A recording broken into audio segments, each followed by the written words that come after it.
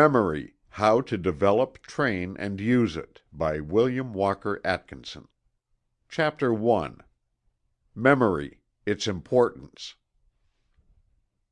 It needs very little argument to convince the average thinking person of the great importance of memory, although even then very few begin to realize just how important is the function of the mind that has to do with the retention of mental impressions. The first thought of the average person when he is asked to consider the importance of memory is its use in the affairs of everyday life, along developed and cultivated lines, as contrasted with the lesser degrees of its development. In short, one generally thinks of memory in its phase of a good memory as contrasted with the opposite phase of a poor memory. But there is a much broader and fuller meaning of the term than that of even this important phase. It is true that the success of the individual in his everyday business, profession, trade, or other occupation depends very materially upon the possession of a good memory. His value in any walk in life depends to a great extent upon the degree of memory he may have developed. His memory of faces, names, facts, events, circumstances, and other things concerning his everyday work is the measure of his ability to accomplish his task.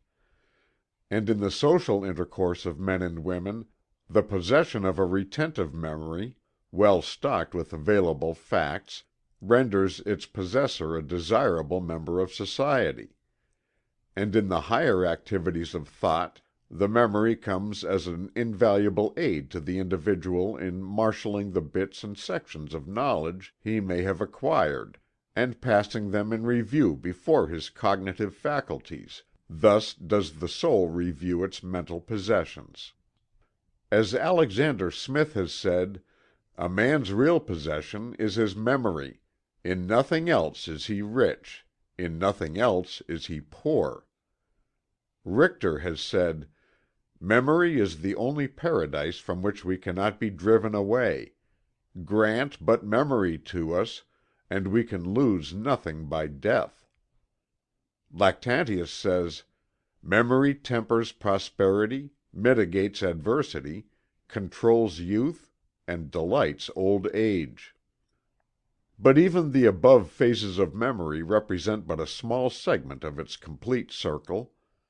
Memory is more than a good memory. It is the means whereby we perform the largest share of our mental work. As Bacon has said, "All knowledge is but remembrance." And Emerson, "Memory is a primary and fundamental faculty, without which none other can work.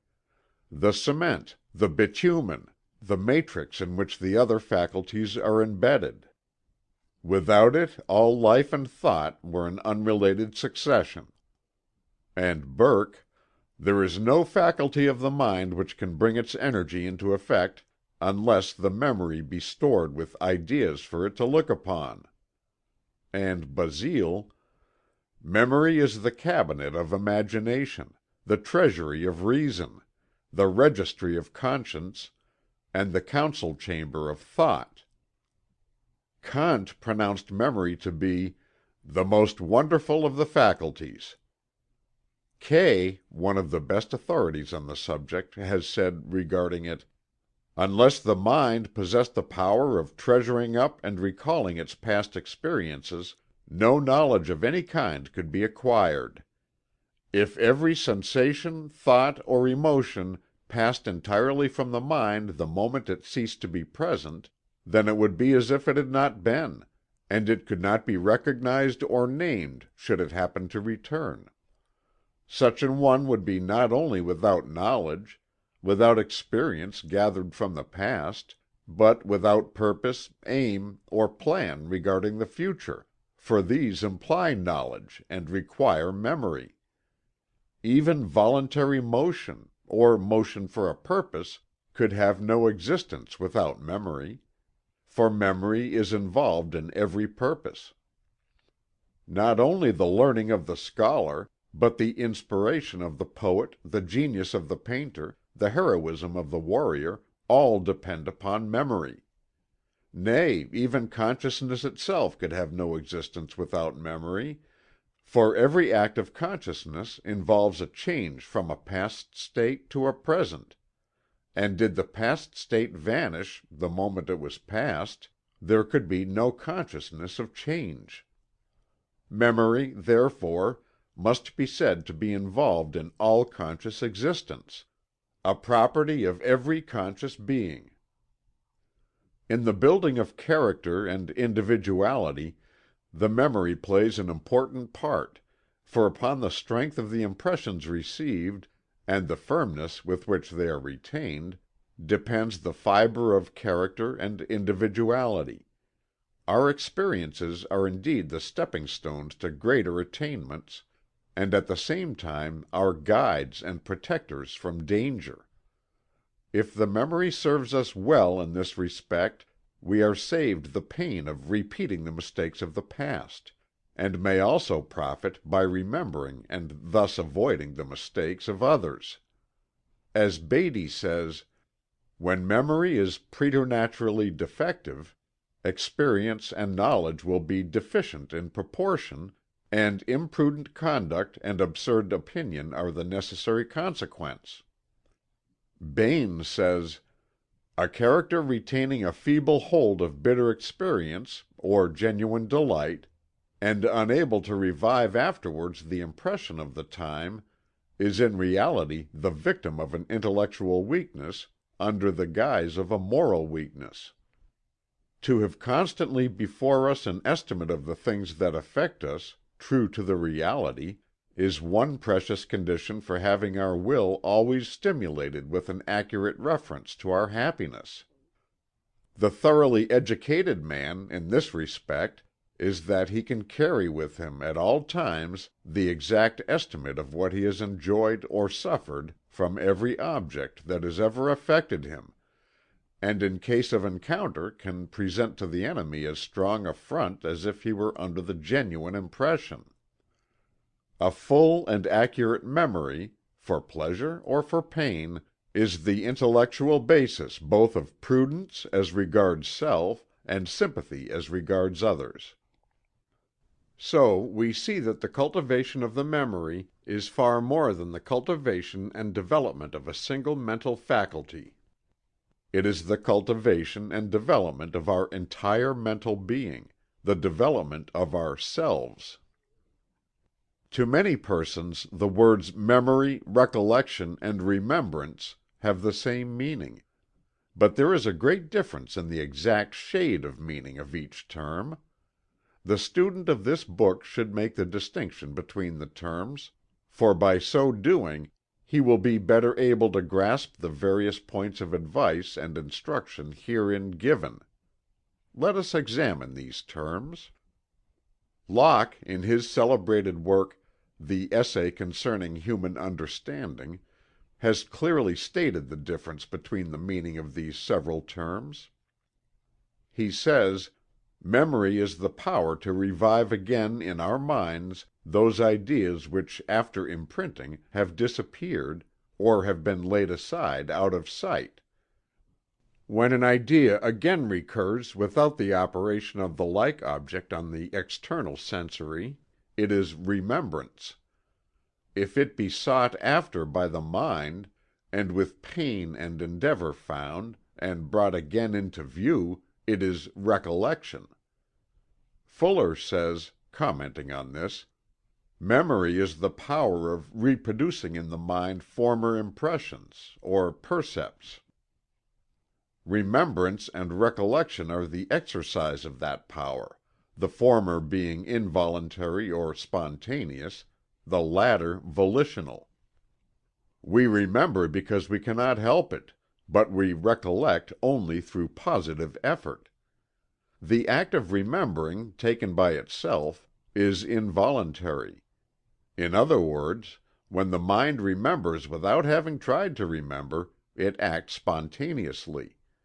Thus it may be said, in the narrow, contrasted sense of the two terms, that we remember by chance, but recollect by intention, and if the endeavor be successful that which is reproduced becomes, by the very effort to bring it forth, more firmly entrenched in the mind than ever. But the new psychology makes a little different distinction from that of Locke, as given above. It uses the word memory not only in his sense of the power to retrieve, etc., but also in the sense of the activities of the mind which tend to receive and store away the various impressions of the senses, and the ideas conceived by the mind, to the end that they may be reproduced voluntarily, or involuntarily, thereafter. The distinction between remembrance and recollection, as made by Locke, is adopted as correct by the new psychology.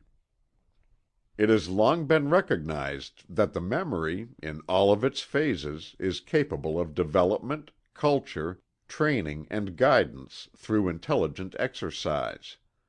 Like any other faculty of the mind, or physical part, muscle or limb, it may be improved and strengthened.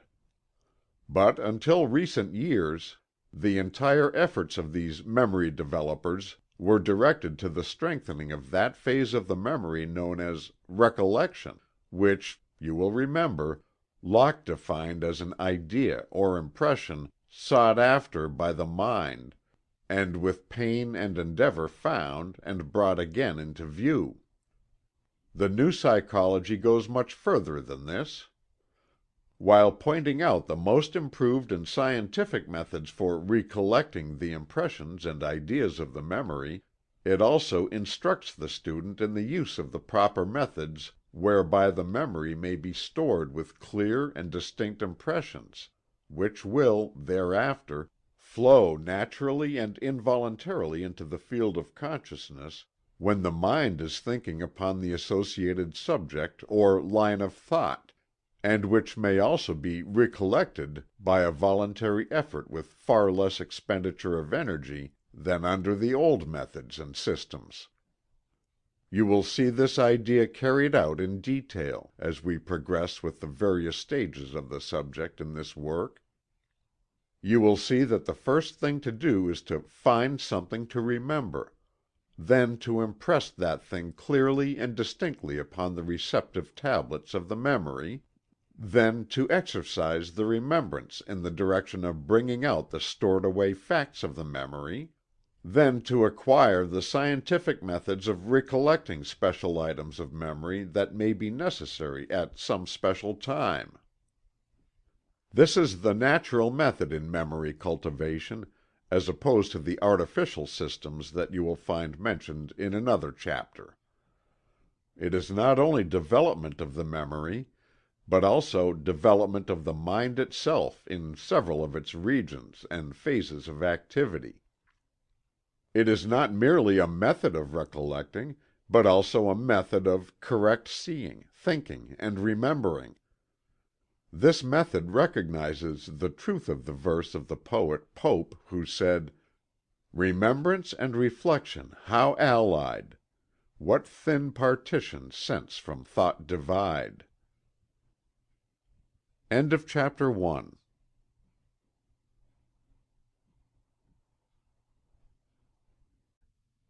Memory: How to Develop, Train, and Use It, by William Walker Atkinson. Chapter 2. Cultivation of the Memory. This book is written with the fundamental intention and idea of pointing out a rational and workable method whereby the memory may be developed, trained, and cultivated. Many persons seem to be under the impression that memories are bestowed by nature, in a fixed degree or possibilities, and that little more can be done for them. In short, that memories are born, not made. But the fallacy of any such idea is demonstrated by the investigations and experiments of all the leading authorities, as well as by the results obtained by persons who have developed and cultivated their own memories, by individual effort, without the assistance of an instructor. But all such improvement, to be real, must be along certain natural lines, and in accordance with the well established laws of psychology, instead of along artificial lines, and in defiance of psychological principles. Cultivation of the memory is a far different thing from trick memory, or feats of mental legerdemain, if the term is permissible. Kay says that the memory is capable of indefinite improvement. There can be no manner of doubt. But with regard to the means by which this improvement is to be effected, mankind are still greatly in ignorance. Dr. Noah Porter says, "The natural as opposed to the artificial memory depends on the relations of sense and the relations of thought. The spontaneous memory of the eye and the ear, availing itself of the obvious conjunctions of objects which are furnished by space and time, and the rational memory of those higher combinations which the rational faculties superinduce upon those lower. The artificial memory proposes to substitute for the natural and necessary relations under which all objects must present and arrange themselves, an entirely new set of relations that are purely arbitrary and mechanical, which excite little or no other interest than that they are to aid us in remembering. It follows that if the mind tasks itself to the special effort of considering objects under these artificial relations, it will give less attention to those which have a direct and legitimate interest for itself." Granville says, "The defects of most methods which have been devised and employed for improving the memory lies in the fact that while they serve to impress particular subjects on the mind, they do not render the memory, as a whole, ready or attentive." Fuller says, "Surely an art of memory may be made more destructive to natural memory than spectacles are to eyes." These opinions of the best authorities might be multiplied indefinitely. The consensus of the best opinion is decidedly against the artificial systems, and in favor of the natural ones. Natural systems of memory culture are based upon the fundamental conception so well expressed by Helvetius several centuries ago, when he said, "The extent of the memory depends, first, on the daily use we make of it; secondly, upon the attention with which we consider the objects we would impress upon it; and thirdly, upon the order in which we range our ideas." This, then, is the list of the three essentials in the cultivation of the memory: 1. Use and exercise, review and practice; 2. Attention and interest; and 3. Intelligent association. You will find that in the several chapters of this book dealing with the various phases of memory, we urge first, last, and all the time, the importance of the use and employment of the memory, in the way of employment, exercise, practice, and review work. Like any other mental faculty, or physical function, the memory will tend to atrophy by disuse, and increase, strengthen, and develop by rational exercise and employment within the bounds of moderation. You develop a muscle by exercise. You train any special faculty of the mind in the same way; and you must pursue the same method in the case of the memory, if you would develop it. Nature's laws are constant, and bear a close analogy to each other. You will also notice the great stress that we lay upon the use of the faculty of attention, accompanied by interest. By attention you acquire the impressions that you file away in your mental record file of memory; and the degree of attention regulates the depth, clearness, and strength of the impression. Without a good record, you cannot expect to obtain a good reproduction of it. A poor phonographic record results in a poor reproduction, and the rule applies in the case of the memory as well.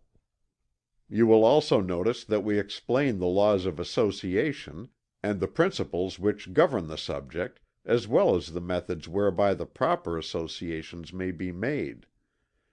Every association that you weld to an idea or an impression serves as a cross reference in the index, whereby the thing is found by remembrance or recollection when it is needed. We call your attention to the fact that one's entire education depends for its efficiency upon this law of association. It is a most important feature in the rational cultivation of the memory, while at the same time being the bane of the artificial systems.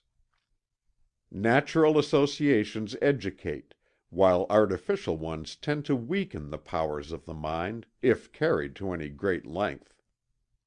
There is no royal road to memory. The cultivation of the memory depends upon the practice along certain scientific lines, according to well-established psychological laws. Those who hope for a sure short cut will be disappointed, for none such exists. As Halleck says, "The student ought not to be disappointed to find that memory is no exception to the rule of improvement by proper methodical and long continued exercise. There is no royal road, no short cut, to the improvement of either mind or muscle. But the student who follows the rules which psychology has laid down may know that he is walking in the shortest path, and not wandering aimlessly about. Using these rules, he will advance much faster than those without chart, compass, or pilot. He will find mnemonics of extremely limited use. Improvement comes by orderly steps. Methods that dazzle at first sight never give solid results. The student is urged to pay attention to what we have to say in other chapters of the book upon the subjects of attention and association. It is not necessary to state here the particulars that we mention there. The cultivation of the attention is a prerequisite for good memory, and deficiency in this respect means deficiency not only in the field of memory, but also in the general field of mental work. In all branches of the new psychology there is found a constant repetition of the injunction to cultivate the faculty of attention and concentration. Halleck says, "Haziness of perception lies at the root of many a bad memory. If perception is definite, the first step has been taken toward ensuring a good memory. If the first impression is vivid, its effect upon the brain cells is more lasting. All persons ought to practice their visualizing power. This will react upon perception and make it more definite. Visualizing will also form a brain habit of remembering things pictorially, and hence more exactly. The subject of association must also receive its proper share of attention, for it is by means of association that the stored away records of the memory may be recovered or recollected. As Blackie says, "Nothing helps the mind so much as order and classification. Classes are few, individuals many. To know the class well is to know what is most essential in the character of the individual, and what burdens the memory least to retain." And as Halleck says regarding the subject of association by relation, "Whenever we can discover any relation between facts, it is far easier to remember them. The intelligent law of memory may be summed up in these words: endeavor to link by some thought relation each new mental acquisition to an old one.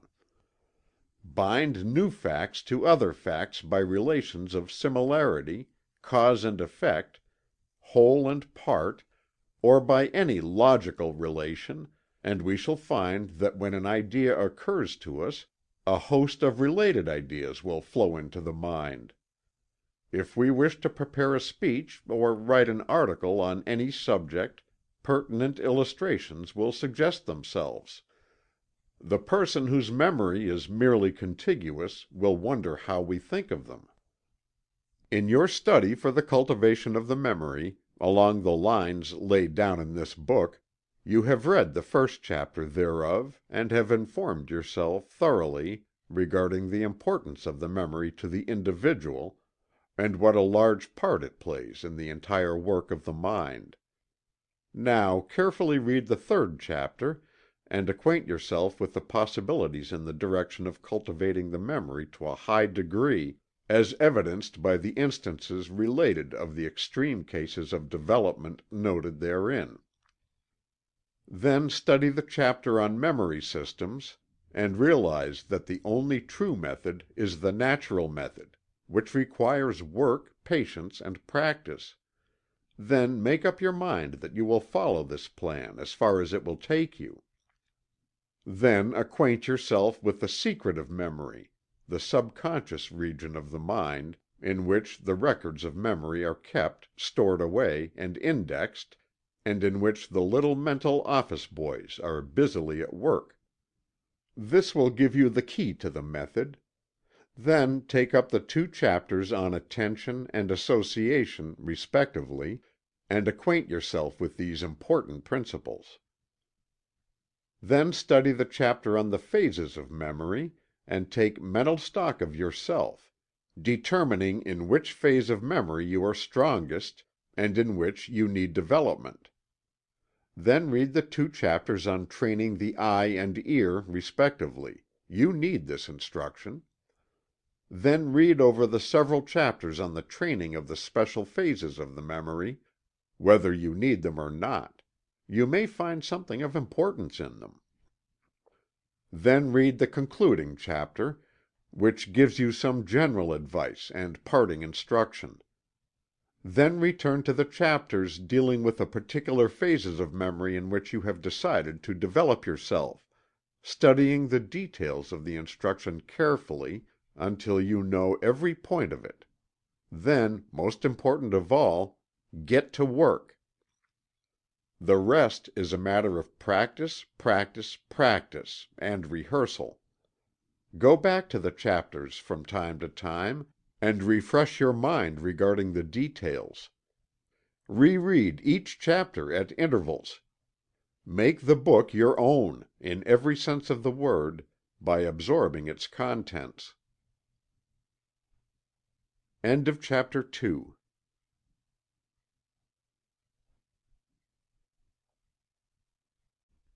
Memory: How to Develop, Train, and Use It, by William Walker Atkinson. Chapter 3. Celebrated Cases of Memory.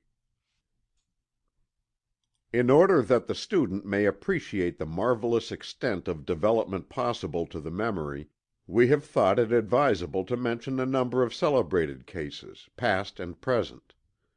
In so doing, we have no desire to hold up these cases as worthy of imitation, for they are exceptional and not necessary in everyday life.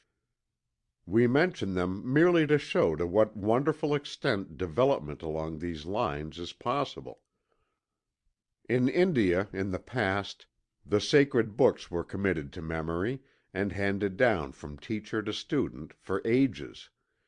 And even today it is no uncommon thing for the student to be able to repeat, word for word, some voluminous religious work equal in extent to the New Testament. Max Muller states that the entire text and glossary of Panini's Sanskrit grammar, equal in extent to the entire Bible, were handed down orally for several centuries before being committed to writing.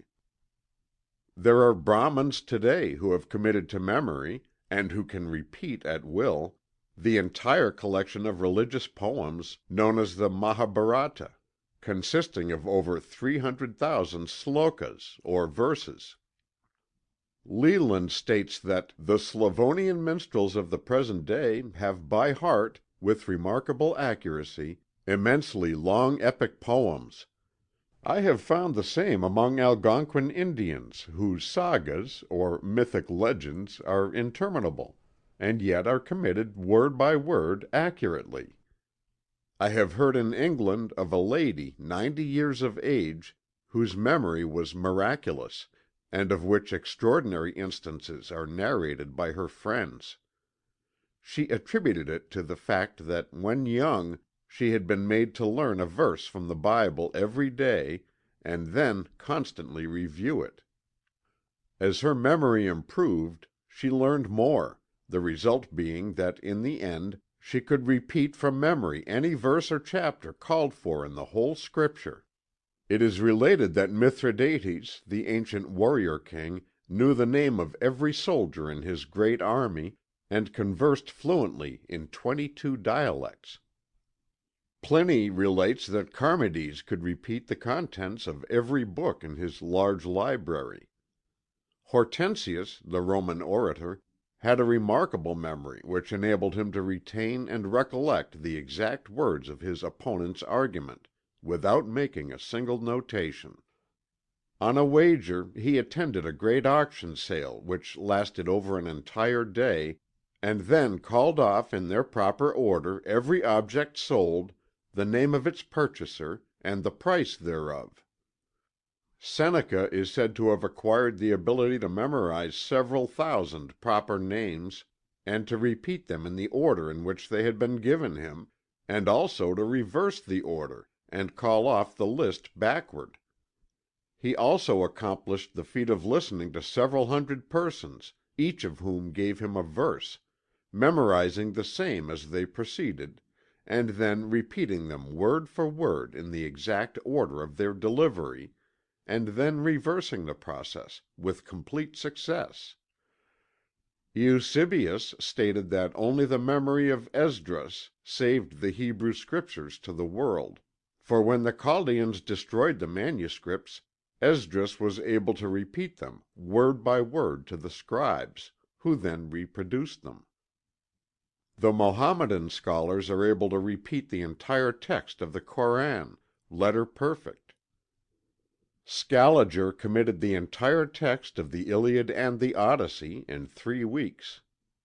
Ben Jonson is said to have been able to repeat all of his own works from memory with the greatest ease. Bulwer could repeat the Odes of Horace from memory. Pascal could repeat the entire Bible from beginning to end, as well as being able to recall any given paragraph, verse, line, or chapter. Landor is said to have read a book but once, when he would dispose of it, having impressed it upon his memory, to be recalled years after if necessary. Byron could recite all of his own poems. Buffon could repeat his works from beginning to end. Bryant possessed the same ability to repeat his own works. Bishop Saunderson could repeat the greater part of Juvenal and Persius, all of Tully, and all of Horace.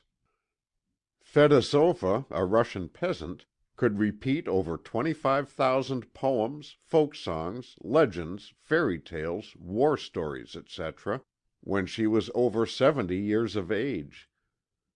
The celebrated Blind Alec, an aged Scottish beggar, could repeat any verse in the Bible called for, as well as the entire text of all the chapters and books. The newspapers a few years ago contained the accounts of a man named Clark who lived in New York City. He is said to have been able to give the exact presidential vote in each state of the Union since the first election. He could give the population in every town of any size in the world, either present or in the past, providing there was a record of the same. He could quote from Shakespeare for hours at a time, beginning at any given point in any play. He could recite the entire text of the Iliad in the original Greek. The historical case of the unnamed Dutchman is known to all students of memory. This man is said to have been able to take up a fresh newspaper, to read it all through, including the advertisements, and then to repeat its contents, word for word, from beginning to end. On one occasion he is said to have heaped wonder upon wonder by repeating the contents of the paper backward, beginning with the last word and ending with the first. Lyon, the English actor, is said to have duplicated this feat, using a large London paper and including the market quotations, reports of the debates in Parliament, the railroad timetables, and the advertisements. A London waiter is said to have performed a similar feat, on a wager, he memorizing and correctly repeating the contents of an 8-page paper. One of the most remarkable instances of extraordinary memory known to history is that of the child Christian Meineken. When less than 4 years of age he could repeat the entire Bible, 200 hymns, 5,000 Latin words, and much ecclesiastical history, theory, dogmas, arguments, and an encyclopedic quantity of theological literature. He is said to have practically retained every word that was read to him. His case was abnormal, and he died at an early age. John Stuart Mill is said to have acquired a fair knowledge of Greek at the age of 3 years, and to have memorized Hume, Gibbon, and other historians at the age of 8. Shortly after he mastered and memorized Herodotus, Xenophon, some of Socrates, and 6 of Plato's dialogues. Richard Porson is said to have memorized the entire text of Homer, Horace, Cicero, Virgil, Livy, Shakespeare, Milton, and Gibbon. He is said to have been able to memorize any ordinary novel at one careful reading, and to have several times performed the feat of memorizing the entire contents of some English monthly review. De Rossi was able to perform the feat of repeating 100 lines from any of the 4 great Italian poets, provided he was given a line at random from their works, his 100 lines following immediately after the given line. Of course this feat required the memorizing of the entire works of those poets, and the ability to take up the repetition from any given point, the latter feature being as remarkable as the former. There have been cases of printers being able to repeat, word for word, books of which they had set the type. Professor Lawson was able to teach his classes of the Scriptures without referring to the book. He claimed that if the entire stock of Bibles were to be destroyed, he could restore the book entire, from his memory.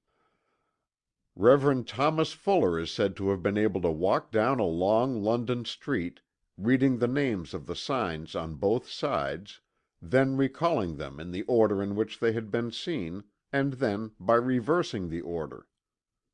There are many cases on record of persons who memorized the words of every known tongue of civilization, as well as a great number of dialects, languages, and tongues of savage races.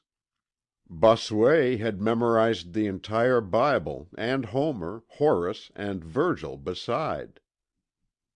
Niebuhr, the historian, was once employed in a government office, the records of which were destroyed. He, thereupon, restored the entire contents of the book of records which he had written, all from his memory. Asa Gray knew the names of 10,000 plants. Milton had a vocabulary of 20,000 words, and Shakespeare one of 25,000.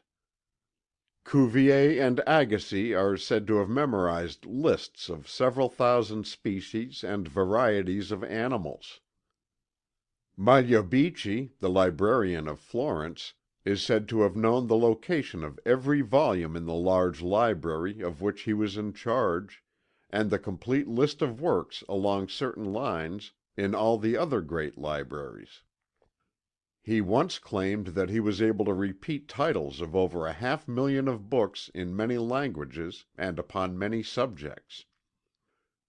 In nearly every walk of life are to be found persons with memories wonderfully developed along the lines of their particular occupation. Librarians possess this faculty to an unusual degree. Skilled workers in the finer lines of manufacture also manifest a wonderful memory for the tiny parts of the manufactured article, etc. Bank officers have a wonderful memory for names and faces. Some lawyers are able to recall cases quoted in the authorities, years after they have read them. Perhaps the most common, and yet the most remarkable, instances of memorizing in one's daily work is to be found in the cases of the theatrical profession.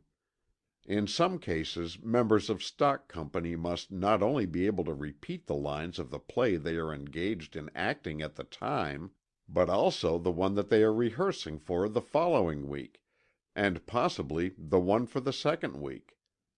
And in repertoire companies the actors are required to be letter perfect in a dozen or more plays.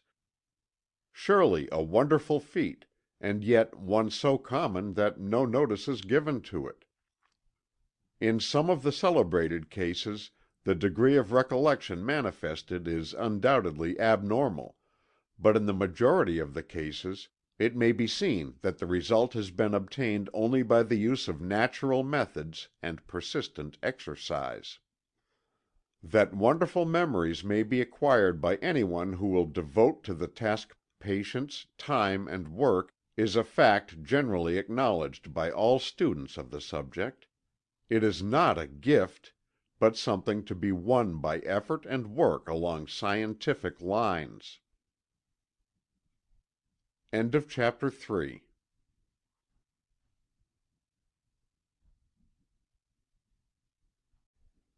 Memory: How to Develop, Train and Use It, by William Walker Atkinson.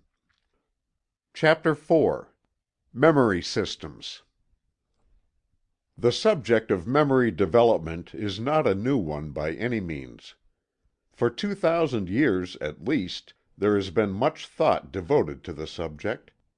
Many books written thereupon, and many methods or "systems" invented, the purpose of which has been the artificial training of the memory.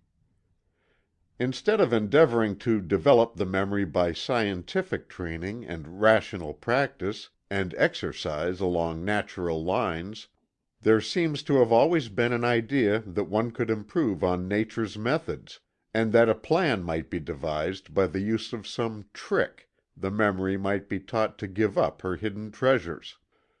The law of association has been used in the majority of these systems, often to a ridiculous degree. Fanciful systems have been built up, all artificial in their character and nature, the use of which to any great extent is calculated to result in a decrease of the natural powers of remembrance and recollection, just as in the case of natural aids to the physical system there is always found a decrease in the natural powers. Nature prefers to do her own work, unaided.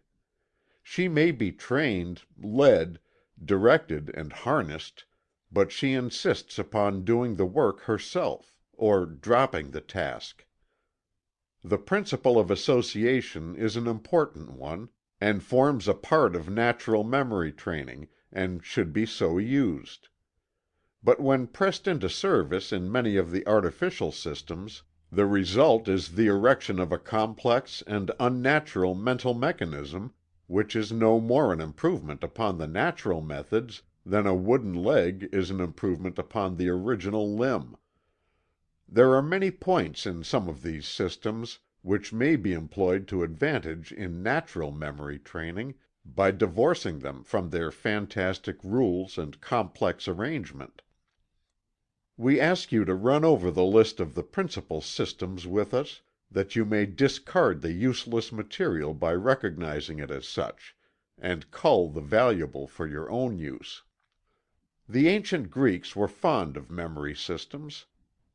Simonides, the Greek poet who lived about 500 B.C., was one of the early authorities, and his work has influenced nearly all of the many memory systems that have sprung up since that time.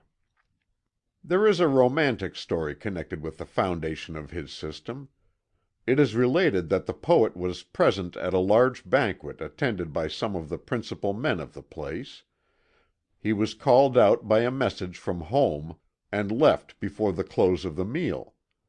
Shortly after he left, the ceiling of the banquet hall fell upon the guests, killing all present in the room, and mutilating their bodies so terribly that their friends were unable to recognize them. Simonides, having a well-developed memory for places and position, was able to recall the exact order in which each guest had been seated, and therefore was able to aid in the identification of the remains. This occurrence impressed him so forcibly that he devised a system of memory based upon the idea of position, which attained great popularity in Greece, and the leading writers of the day highly recommended it. The system of Simonides was based upon the idea of position. It was known as the topical system. His students were taught to picture in the mind a large building divided into sections, and then into rooms, halls, etc. The thing to be remembered was visualized as occupying some certain space or place in that building, the grouping being made according to association and resemblance. When one wished to recall the things to consciousness, all that was necessary was to visualize the mental building, and then take an imaginary trip from room to room, calling off the various things as they had been placed. The Greeks thought very highly of this plan, and many variations of it were employed. Cicero said, "By those who would improve the memory, certain places must be fixed upon, and of those things which they desire to keep in memory, symbols must be conceived in the mind and ranged, as it were, in those places.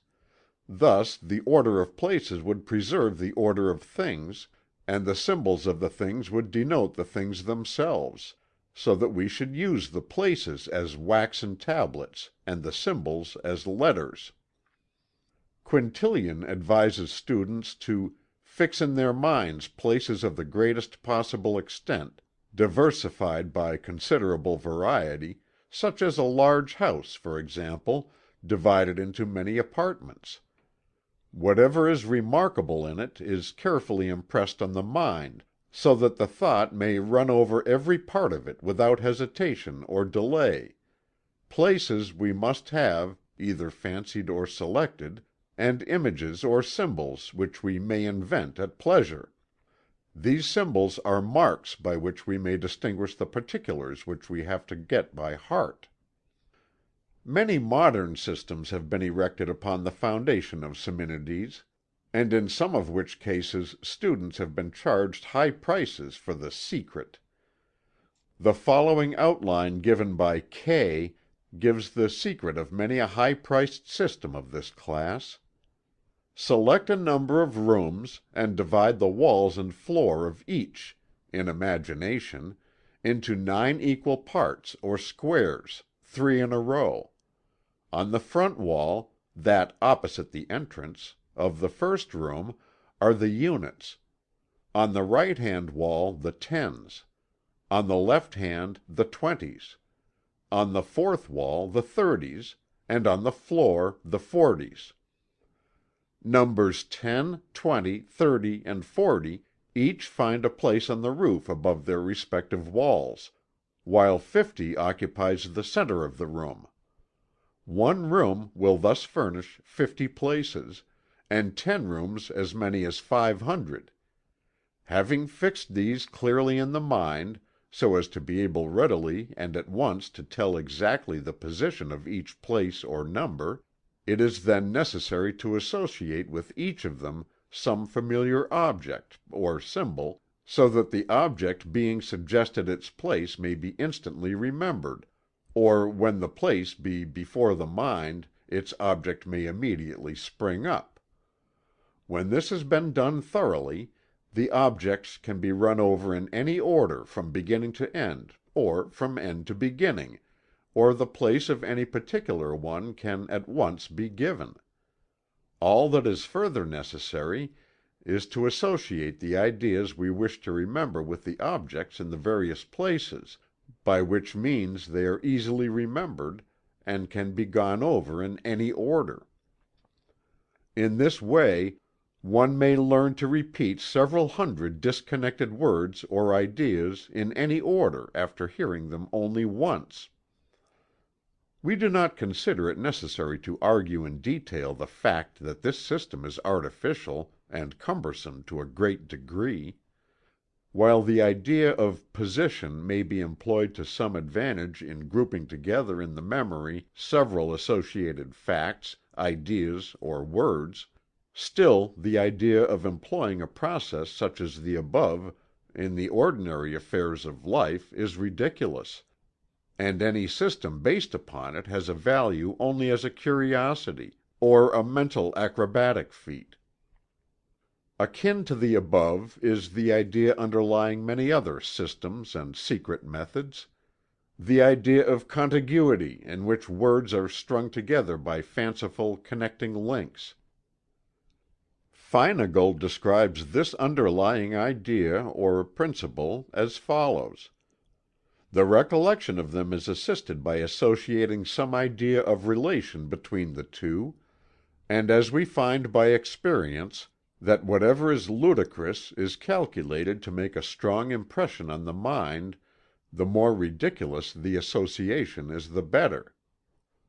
The systems founded upon this idea may be employed to repeat a long string of disconnected words and similar things, but have but little practical value, notwithstanding the high prices charged for them.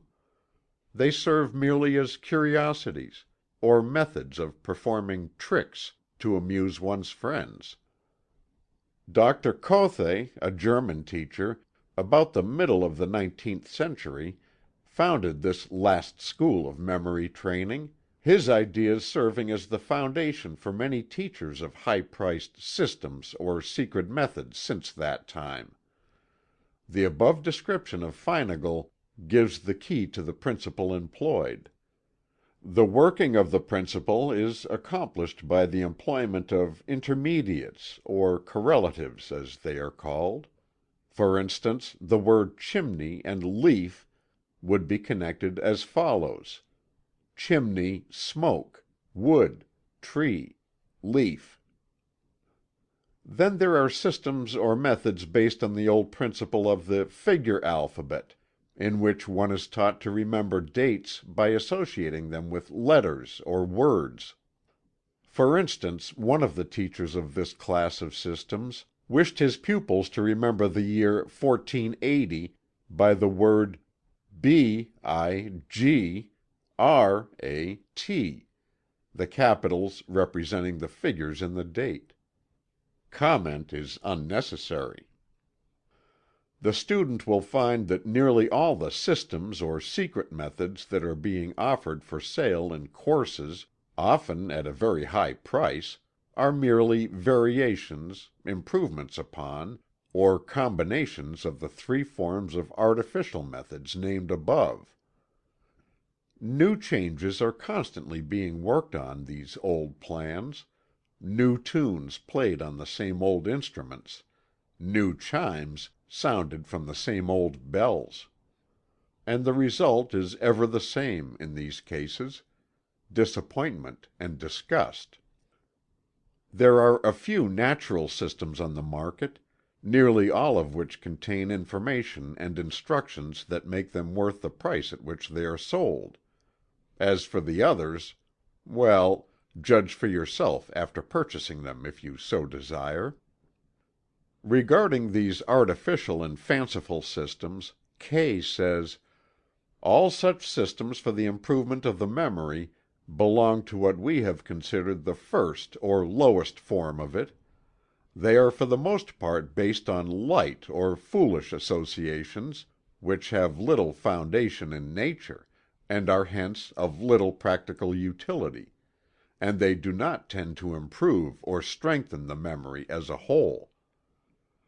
Bacon says that these systems are barren and useless, adding: "For immediately to repeat a multitude of names or words once repeated before, I esteem no more than rope dancing, antic postures, and feats of activity, and indeed they are nearly the same things, the one being the abuse of the bodily as the other of the mental powers, and though they may cause admiration, they cannot be highly esteemed."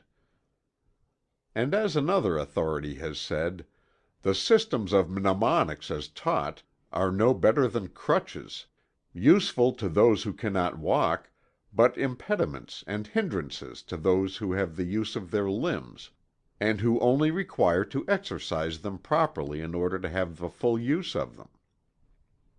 In this work there shall be no attempt to teach any of these trick systems that the student may perform for the amusement of his friends. Instead, there is only the desire to aid in developing the power to receive impressions, to register them upon the memory, and readily to reproduce them at will, naturally and easily. The lines of natural mental action will be followed throughout. The idea of this work is not to teach how one may perform feats of memory, but instead to instruct in the intelligent and practical use of the memory in the affairs of everyday life and work. End of chapter 4.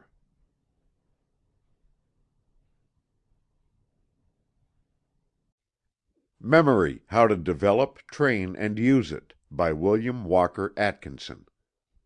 Chapter 5. The Subconscious Record File. The old writers on the subject were wont to consider the memory as a separate faculty of the mind, but this idea disappeared before the advancing tide of knowledge which resulted in the acceptance of the conception now known as the New Psychology. This new conception recognizes the existence of a vast out-of-consciousness region of the mind, one phase of which is known as the subconscious mind, or the subconscious field of mental activities. In this field of mentation, the activities of memory have their seat. A careful consideration of the subject brings the certainty that the entire work of the memory is performed in this subconscious region of the mind. Only when the subconscious record is represented to the conscious field, and recollection or remembrance results, does the memorized idea or impression emerge from the subconscious region. An understanding of this fact simplifies the entire subject of the memory, and enables us to perfect plans and methods whereby the memory may be developed, improved and trained, by means of the direction of the subconscious activities, by the use of the conscious faculties and the will. Hearing says, "Memory is a faculty not only of our conscious states, but also, and much more so, of our unconscious ones." Kay says, "It is impossible to understand the true nature of memory, or how to train it aright, unless we have a clear conception of the fact that there is much in the mind of which we are unconscious. The highest form of memory, as of all mental powers, is the unconscious, when what we wish to recall comes to us spontaneously, without any conscious thought or search for it. Frequently, when we wish to recall something that has previously been in the mind, we are unable to do so by any conscious effort of the will. But we turn the attention to something else, and after a time the desired information comes up spontaneously when we are not consciously thinking of it." Carpenter says, "There is the working of a mechanism beneath the consciousness which, when once set going, runs on of itself, and which is more likely to evolve the desired result when the conscious activity of the mind is exerted in a direction altogether different. This subconscious region of the mind is the great record file of everything we have ever experienced, thought, or known. Everything is recorded there. The best authorities now generally agree that there is no such thing as an absolute forgetting of even the most minute impression, notwithstanding the fact that we may be unable to recollect or remember it, owing to its faintness, or lack of associated indexing. It is held that everything is to be found in that subconscious index file, if we can only manage to find its place." Kay says, "In like manner we believe that every impression or thought that has once before consciousness remains ever afterward impressed upon the mind. It may never again come up before consciousness, but it will doubtless remain in that vast ultra-conscious region of the mind, unconsciously molding and fashioning our subsequent thoughts and actions. It is only a small part of what exists in the mind that we are conscious of. There is always much that is known to be in the mind that exists in it unconsciously, and must be stored away somewhere. We may be able to recall it into consciousness when we wish to do so, but at other times the mind is unconscious of its existence. Further, every one's experience must tell him that there is much in his mind that he cannot always recall when he may wish to do so, much that he can recover only after a labored search, or that he may search for in vain at the time, but which may occur to him afterwards, when perhaps he is not thinking about it. Again, much that we probably would never be able to recall, or that would not recur to us under ordinary circumstances, we may remember to have had in the mind when it is mentioned to us by others. In such a case, there must still have remained some trace or scintilla of it in the mind before we could recognize it as having been there before. Morel says, "We have every reason to believe that mental power, when once called forth, follows the analogy of everything we see in the material universe in the fact of its perpetuity. Every single effort of mind is a creation which can never go back again into nonentity. It may slumber in the depths of forgetfulness as light and heat slumber in the coal seams, but there it is, ready at the bidding of some appropriate stimulus to come again out of the darkness into the light of consciousness."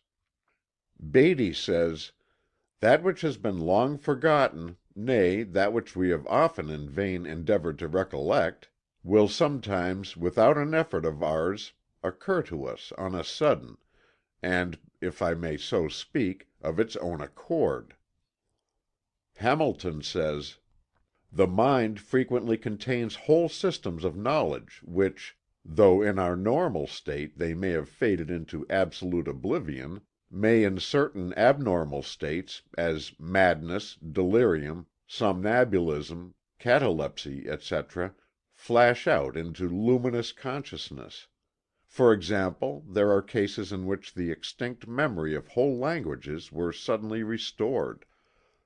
Lecky says, "It is now fully established that a multitude of events which are so completely forgotten that no effort of the will can retrieve them, and that the statement of them calls up no reminiscences, may nevertheless be, so to speak, embedded in the memory, and may be reproduced with intense vividness under certain physical conditions." In proof of the above, the authorities give many instances recorded in scientific annals. Coleridge relates the well-known case of the old woman who could neither read nor write, who, when in the delirium of fever, incessantly recited, in very pompous tones, long passages from the Latin, Greek, and Hebrew, with a distinct enunciation and precise rendition. Notes of her ravings were taken down by shorthand, and caused much wonderment, until it was afterwards found that in her youth she had been employed as a servant in the house of a clergyman, who was in the habit of walking up and down in his study, reading aloud from his favorite classical and religious writers. In his books were found marked passages corresponding to the notes taken from the girl's ravings.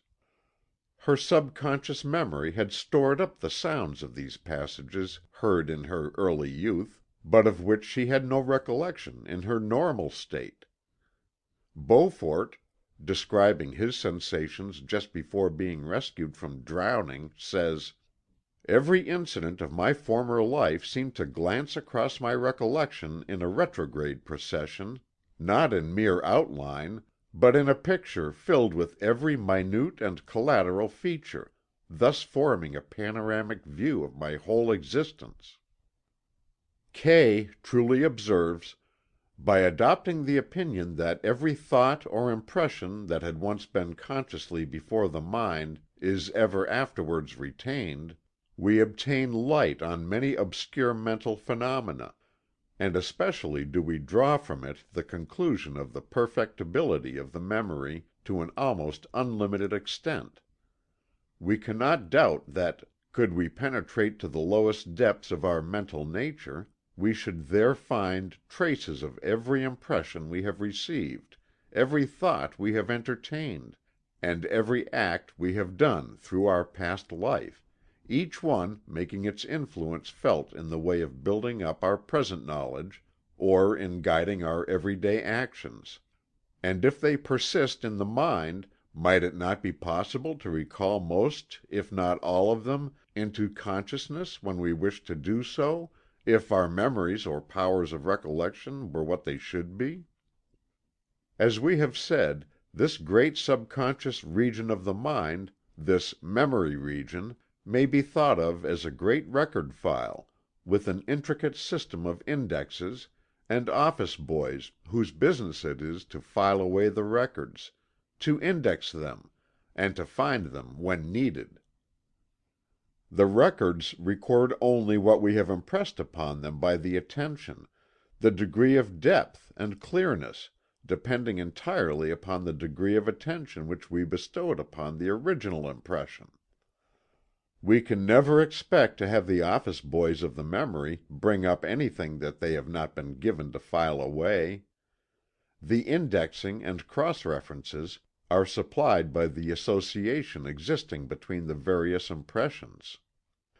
The more cross-references or associations that are connected with an idea, thought, or impression that is filed away in the memory, the greater the chances of it being found readily when wanted. These two features of attention and association, and the parts they play in the phenomena of memory, are mentioned in detail in other chapters of this book. These little office boys of the memory are an industrious and willing lot of little chaps, but like all boys they do their best work when kept in practice. Idleness and lack of exercise cause them to become slothful and careless, and forgetful of the records under their charge. A little fresh exercise and work soon take the cobwebs out of the brains, and they spring eagerly to their tasks. They become familiar with their work when exercised properly, and soon become very expert. They have a tendency to remember on their own part, and when a certain record is called for often they grow accustomed to its place, and can find it without referring to the indexes at all.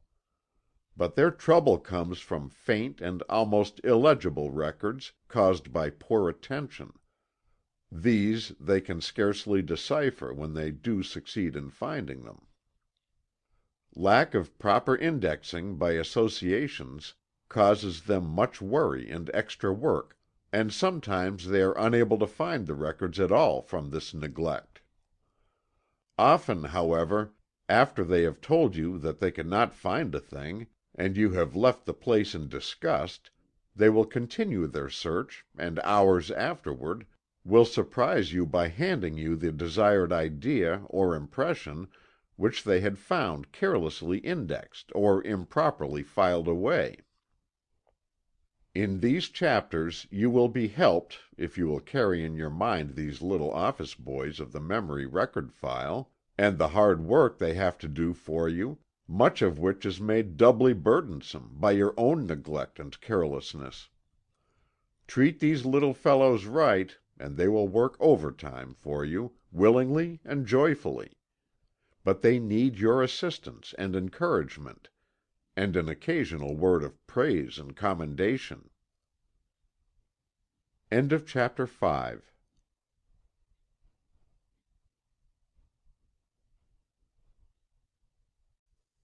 Memory: How to Develop, Train, and Use It, by William Walker Atkinson. Chapter 6. Attention. As we have seen in the preceding chapters, before one can expect to recall or remember a thing, that thing must have been impressed upon the records of his subconsciousness, distinctly and clearly. And the main factor of the recording of impressions is that quality of the mind that we call attention. All the leading authorities on the subject of memory recognize and teach the value of attention in the cultivation and development of the memory. Tupper says, "Memory, the daughter of attention, is the teeming mother of wisdom." Lowell says, "Attention is the stuff that memory is made of, and memory is accumulated genius." Hall says, "In the power of fixing the attention lies the most precious of the intellectual habits." Locke says, "When the ideas that offer themselves are taken notice of, and, as it were, registered in the memory, it is attention." Stewart says, "The permanence of the impression which anything leaves on the memory is proportionate to the degree of attention which was originally given to it." Thomson says, "The experiences most permanently impressed upon consciousness are those upon which the greatest amount of attention has been fixed." Beattie says, "The force wherewith anything strikes the mind is generally in proportion to the degree of attention bestowed upon it. The great art of memory is attention. Inattentive people have always bad memories." Kay says, "It is generally held by philosophers that without some degree of attention no impression of any duration could be made on the mind, or laid up in the memory." Hamilton says, "It is a law of the mind that the intensity of the present consciousness determines the vivacity of the future memory. Memory and consciousness are thus in the direct ratio of each other. Vivid consciousness, long memory; faint consciousness, short memory; no consciousness, no memory. An act of attention, that is an act of concentration, seems thus necessary to every exertion of consciousness, as a certain contraction of the pupil is requisite to every exertion of vision. Attention, then, is to consciousness what the contraction of the pupil is to sight, or to the eye of the mind what the microscope or telescope is to the bodily eye. It constitutes the better half of all intellectual power." We have quoted from the above authorities at considerable length, for the purpose of impressing upon your mind the importance of this subject of attention. The subconscious regions of the mind are the great storehouses of the mental records of impressions from within and without. Its great system of filing, recording, and indexing these records constitute that which we call memory. But before any of this work is possible, impressions must first have been received. And, as you may see from the quotations just given, these impressions depend upon the power of attention given to the things making the impressions. If there has been given great attention, there will be clear and deep impressions. If there has been given but average attention, there will be but average impressions. If there has been given but faint attention, there will be but faint impressions. If there has been given no attention, there will be no records. One of the most common causes of poor attention is to be found in the lack of interest. We are apt to remember the things in which we have been most interested, because in that outpouring of interest there has been a high degree of attention manifested. A man may have a very poor memory for many things, but when it comes to the things in which his interest is involved, he often remembers the most minute details. What is called involuntary attention is that form of attention that follows upon interest, curiosity, or desire; no special effort of the will being required in it. What is called voluntary attention is that form of attention that is bestowed upon objects not necessarily interesting, curious, or attractive. This requires the application of the will, and is a mark of a developed character. Every person has more or less involuntary attention, while but few possess developed voluntary attention. The former is instinctive; the latter comes only by practice and training. But there is this important point to be remembered. that interest may be developed by voluntary attention bestowed and held upon an object. Things that are originally lacking in sufficient interest to attract the involuntary attention may develop a secondary interest if the voluntary attention be placed upon and held upon them. As Halleck says on this point, "When it is said that attention will not take a firm hold on an uninteresting thing, we must not forget that anyone not shallow and fickle can soon discover something interesting in most objects." Here cultivated minds show their special superiority, for the attention which they are able to give generally ends in finding a pearl in the most uninteresting looking oyster. When an object necessarily loses interest from one point of view, such minds discover in it new attributes. The essence of genius is to present an old thing in new ways, whether it be some force in nature or some aspect of humanity. It is very difficult to teach another person how to cultivate the attention. This because the whole thing consists so largely in the use of the will, and by faithful practice and persistent application. The first requisite is the determination to use the will. You must argue it out with yourself until you become convinced that it is necessary and desirable for you to acquire the art of voluntary attention. You must convince yourself beyond reasonable doubt. This is the first step, and one more difficult than it would seem at first sight. The principal difficulty in it lies in the fact that to do the thing you must do some active, earnest thinking, and the majority of people are too lazy to indulge in such mental effort. Having mastered this first step, you must induce a strong burning desire to acquire the art of voluntary attention. You must learn to want it hard. In this way you induce a condition of interest and attractiveness where it was previously lacking. Third and last, you must hold your will firmly and persistently to the task, and practice faithfully. Begin by turning your attention upon some uninteresting thing and studying its detail until you are able to describe them. This will prove very tiresome at first, but you must stick to it. Do not practice too long at a time at first. Take a rest, and try it again later. You will soon find that it comes easier, and that a new interest is beginning to manifest itself in the task. Examine this book as practice, learn how many pages there are in it, how many chapters, how many pages in each chapter, the details of type, printing and binding, all the little things about it, so that you could give another person a full account of the minor details of the book.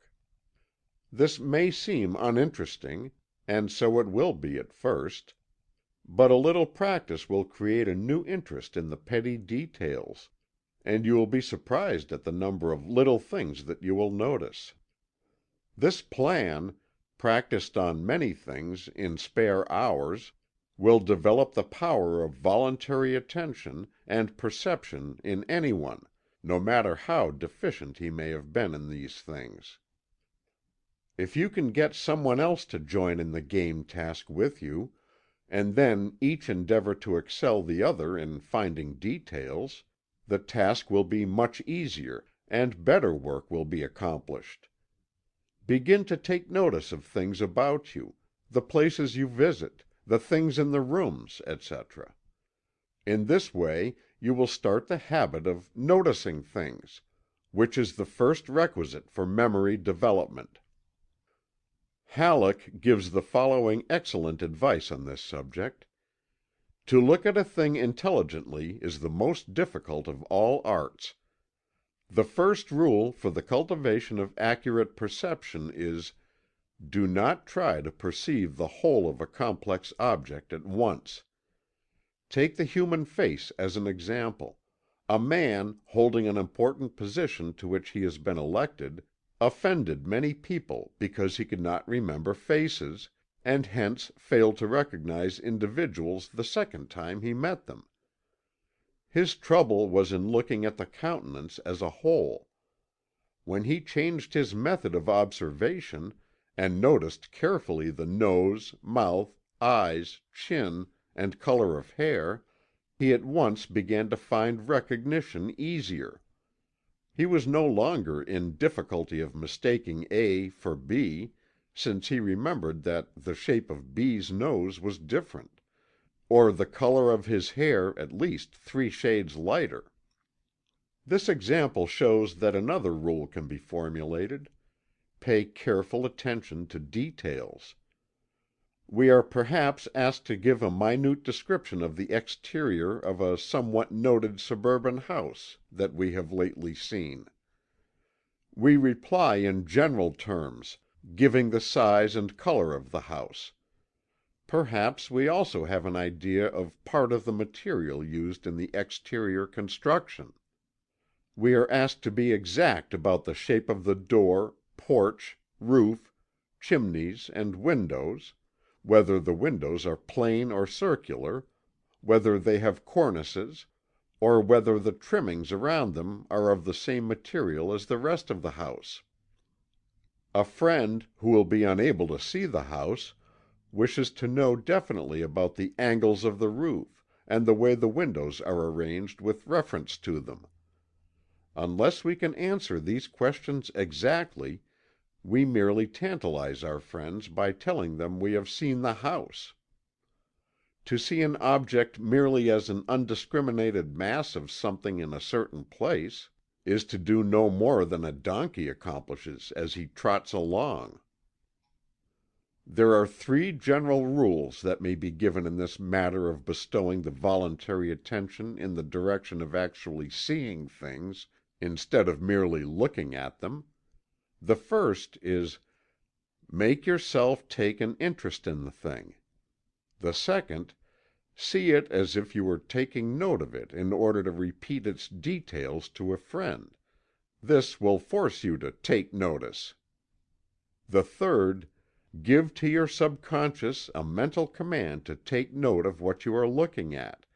Say to it, "Here, you take note of this, and remember it for me." This last consists of a peculiar knack that can be attained by a little practice. It will come to you suddenly after a few trials.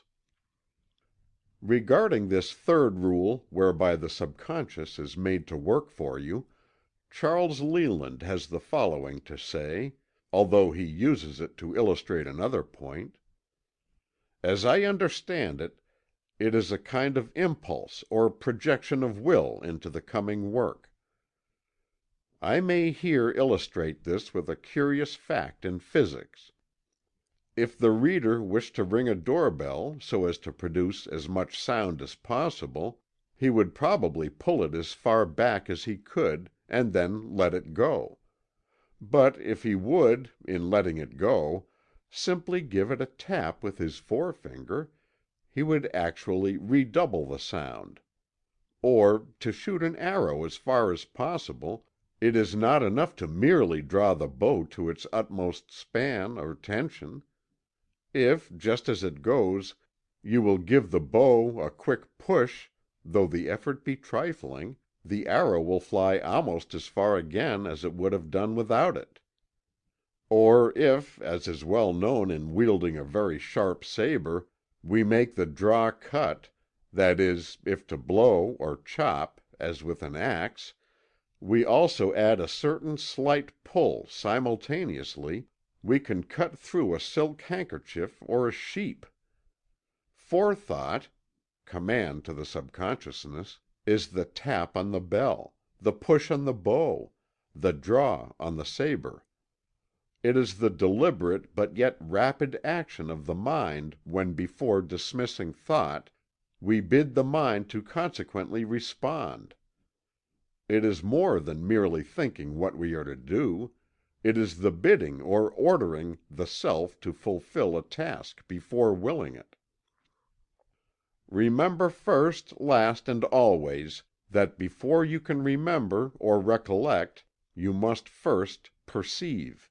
and that perception is possible only through attention, and responds in degree to the latter. Therefore it has truly been said that "the great art of memory is attention." End of chapter 6.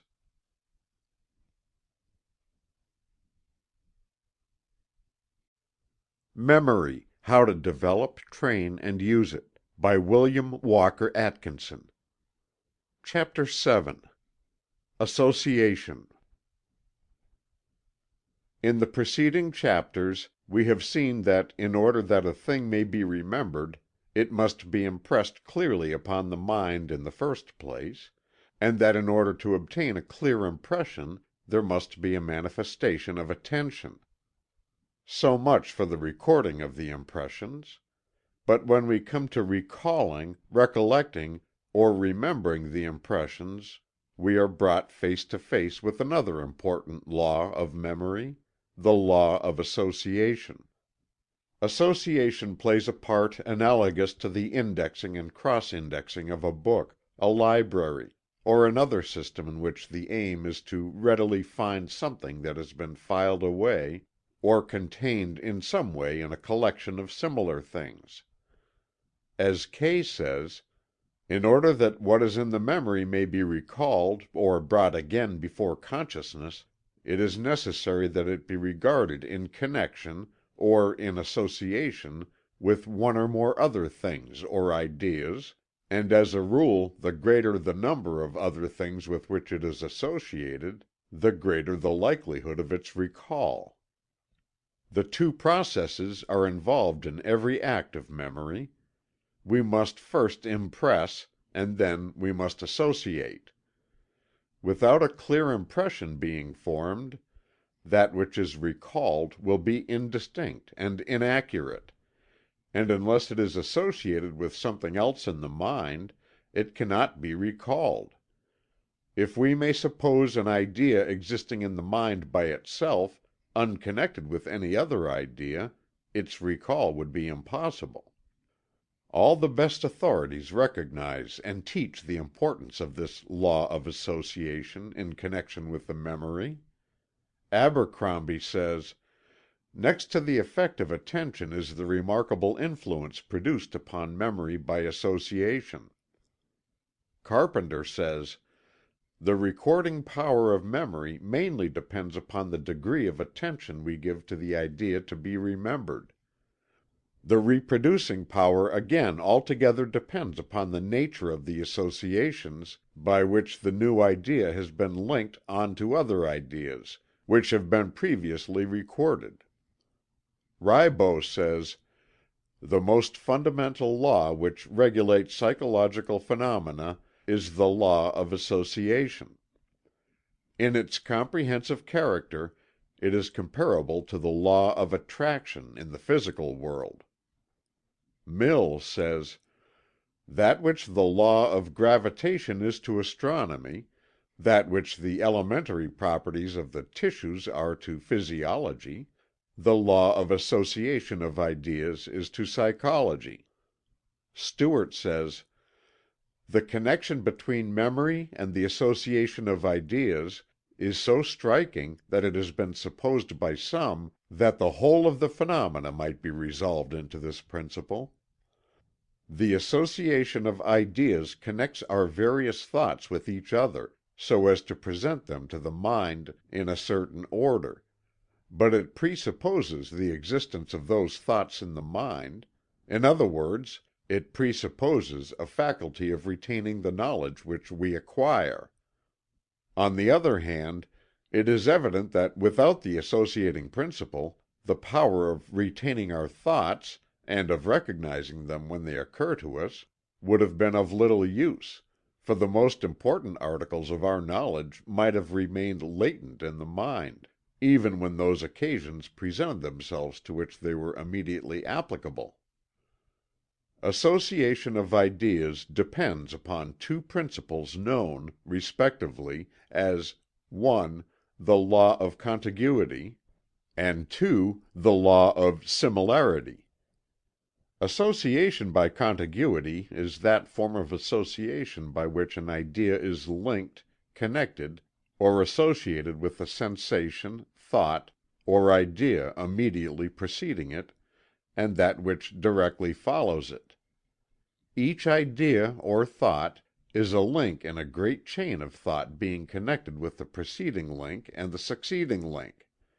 Association by similarity is that form of association by which an idea, thought, or sensation is linked, connected, or associated with ideas, thoughts, or sensations of a similar kind, which have occurred previously or subsequently.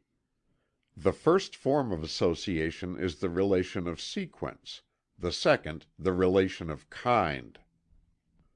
Association by contiguity is the great law of thought as well as of memory. As Kay says, "The great law of mental association is that of contiguity, by means of which sensations and ideas that have been in the mind together, or in close succession, tend to unite together, or cohere in such a way that the one can afterward recall the other. The connection that naturally subsists between a sensation or idea in the mind, and that which immediately preceded or followed it, is of the strongest and most intimate nature. The two, strictly speaking, are but one, forming one complete thought." As Taine says, "To speak correctly, there is no isolated or separate sensation.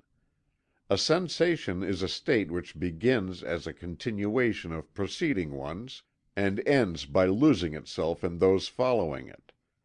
It is by an arbitrary severing, and for the convenience of language, that we set it apart as we do. Its beginning is the end of another, and its ending the beginning of another.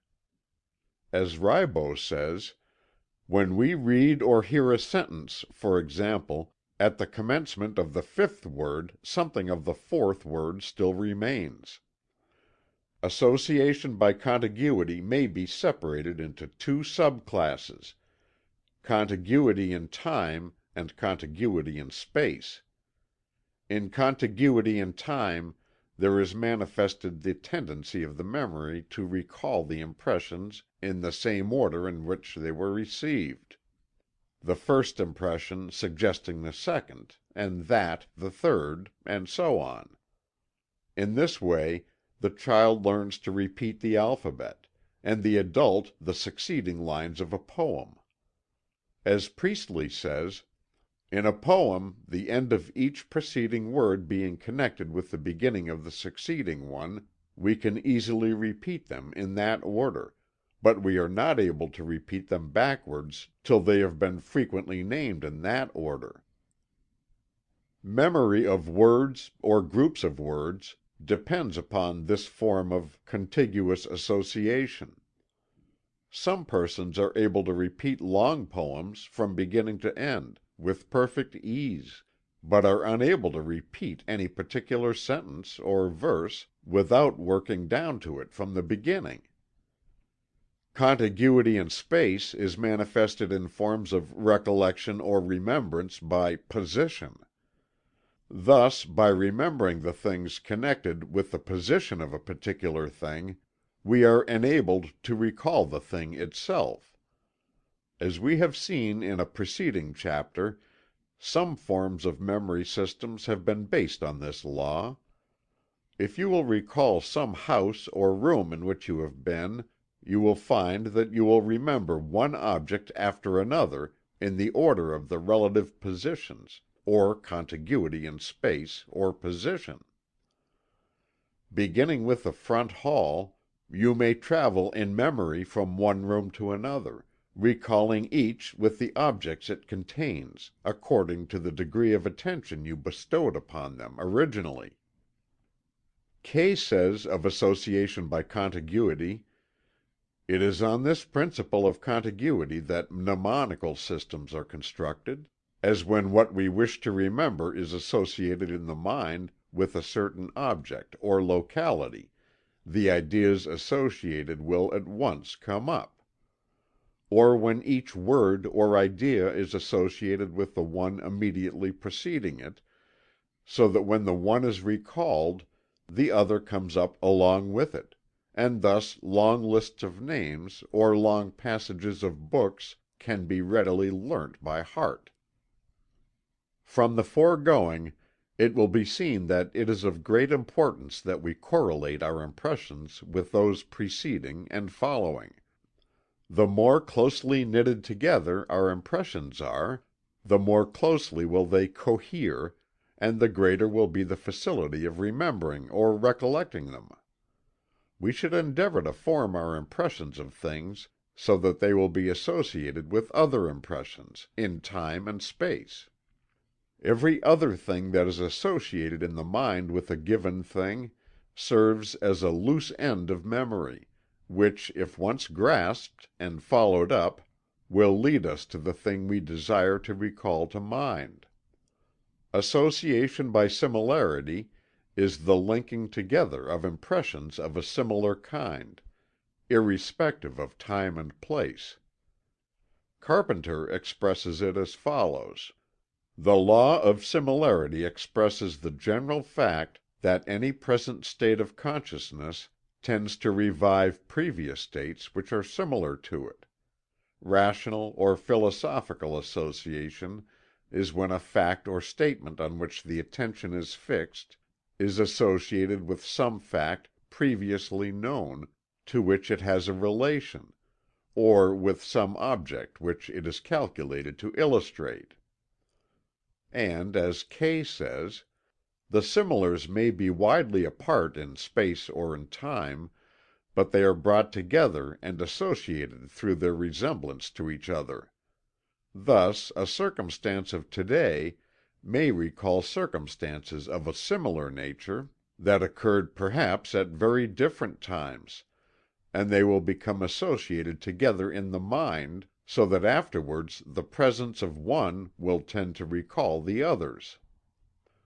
Abercrombie says of this phase of association: "The habit of correct association, that is, connecting facts in the mind according to their true relations, and to the manner in which they tend to illustrate each other, is one of the principal means of improving the memory, particularly that kind of memory which is an essential quality of a cultivated mind, namely, that which is founded not upon incidental connections, but on true and important relations."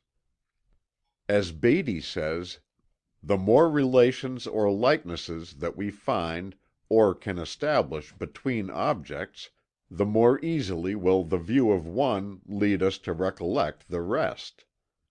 And, as Kay says: "In order to fix a thing in the memory, we must associate it with something in the mind already, and the more closely that which we wish to remember resembles that with which it is associated, the better it is fixed in the memory, and the more readily it is recalled. If the two strongly resemble each other, or are not to be distinguished from each other, then the association is of the strongest kind.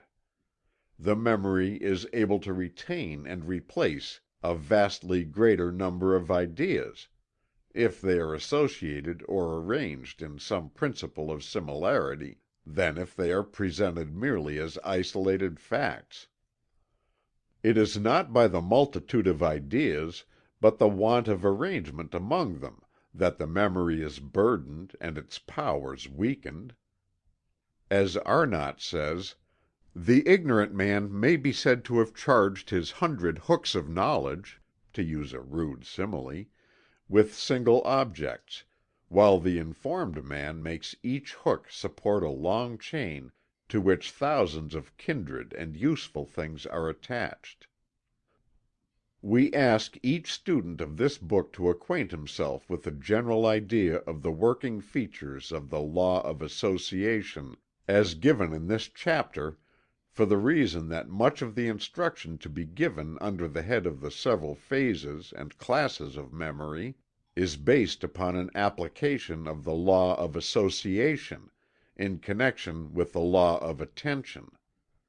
These fundamental principles should be clearly grasped before one proceeds to the details of practice and exercise. One should know not only how to use the mind and memory in certain ways, but also why it is to be used in that particular way. By understanding the reason of it, one is better able to follow out the directions. End of chapter 7.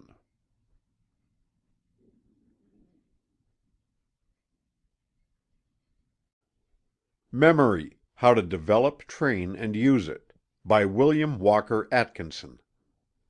Chapter 8. Phases of Memory.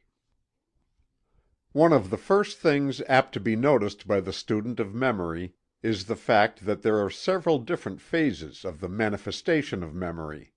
That is to say, that there are several general classes into which the phenomena of memory may be grouped. And accordingly we find some persons quite highly developed in certain phases of memory, and quite deficient in others.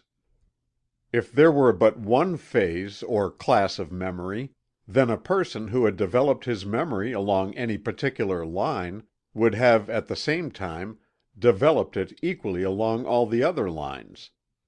But this is far from being the true state of affairs. We find men who are quite proficient in recalling the impression of faces, while they find it very difficult to recall the names of the persons whose faces they remember. Others can remember faces and not names.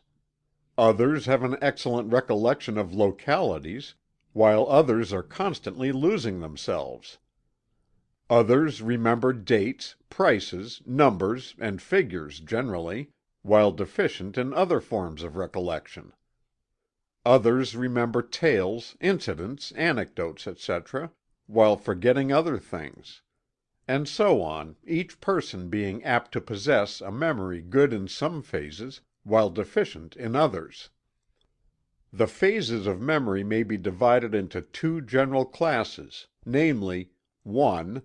Memory of sense impressions, and 2. Memory of ideas. This classification is somewhat arbitrary, for the reason that sense impressions develop into ideas, and ideas are composed to a considerable extent of sense impressions, but in a general way the classification serves its purpose, which is the grouping together of certain phases of the phenomena of memory. Memory of sense impressions of course includes the impressions received from all of the 5 senses: sight, hearing, taste, touch, and smell. But when we come down to a practical examination of sense impressions retained in the memory, we find that the majority of such impressions are those obtained through the 2 respective senses of sight and hearing. The impressions received from the sense of taste, touch, and smell, respectively, are comparatively small, except in the cases of certain experts in special lines, whose occupation consists in acquiring a very delicate sense of taste, smell, or touch, and correspondingly a fine sense of memory along these particular lines. For instance, the wine taster and tea tasters, who are able to distinguish between the various grades of merchandise handled by them, have developed not only very fine senses of taste and smell, but also a remarkable memory of the impressions previously received, the power of discrimination depending as much upon the memory as upon the special sense. In the same way, the skilled surgeon as well as the skilled mechanic acquires a fine sense of touch, and a correspondingly highly developed memory of touch impressions. But, as we have said, the greater part of the sense impressions stored away in our memories are those previously received through the sense of sight and hearing, respectively. The majority of sense impressions stored away in the memory have been received more or less involuntarily, that is, with the application of but a slight degree of attention. They are more or less indistinct and hazy, and are recalled with difficulty, the remembrance of them generally coming about without conscious effort, according to the law of association. That is, they come principally when we are thinking about something else upon which we have given thought and attention, and with which they have been associated. There is quite a difference between the remembrance of sense impressions received in this way, and those which we record by the bestowal of attention, interest, and concentration. The sense impressions of sight are by far the most numerous in our subconscious storehouse. We are constantly exercising our sense of sight, and receiving thousands of different sight impressions every hour. But the majority of these impressions are but faintly recorded upon the memory, because we give to them but little attention or interest. But it is astonishing, at times, when we find that when we recall some important event or incident, we also recall many faint sight impressions of which we did not dream we had any record. To realize the important part played by sight impressions in the phenomena of memory, recall some particular time or event in your life, and see how many more things that you saw are remembered, compared with the number of things that you heard, or tasted, or felt, or smelled. Second in number, however, are the impressions received through the sense of hearing, and consequently the memory stores away a great number of sound impressions.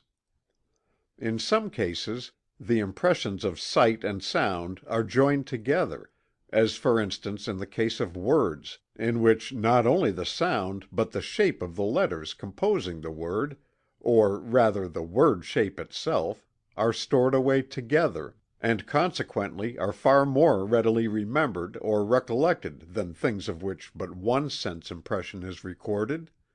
Teachers of memory use this fact as a means of helping their students to memorize words by speaking them aloud, and then writing them down.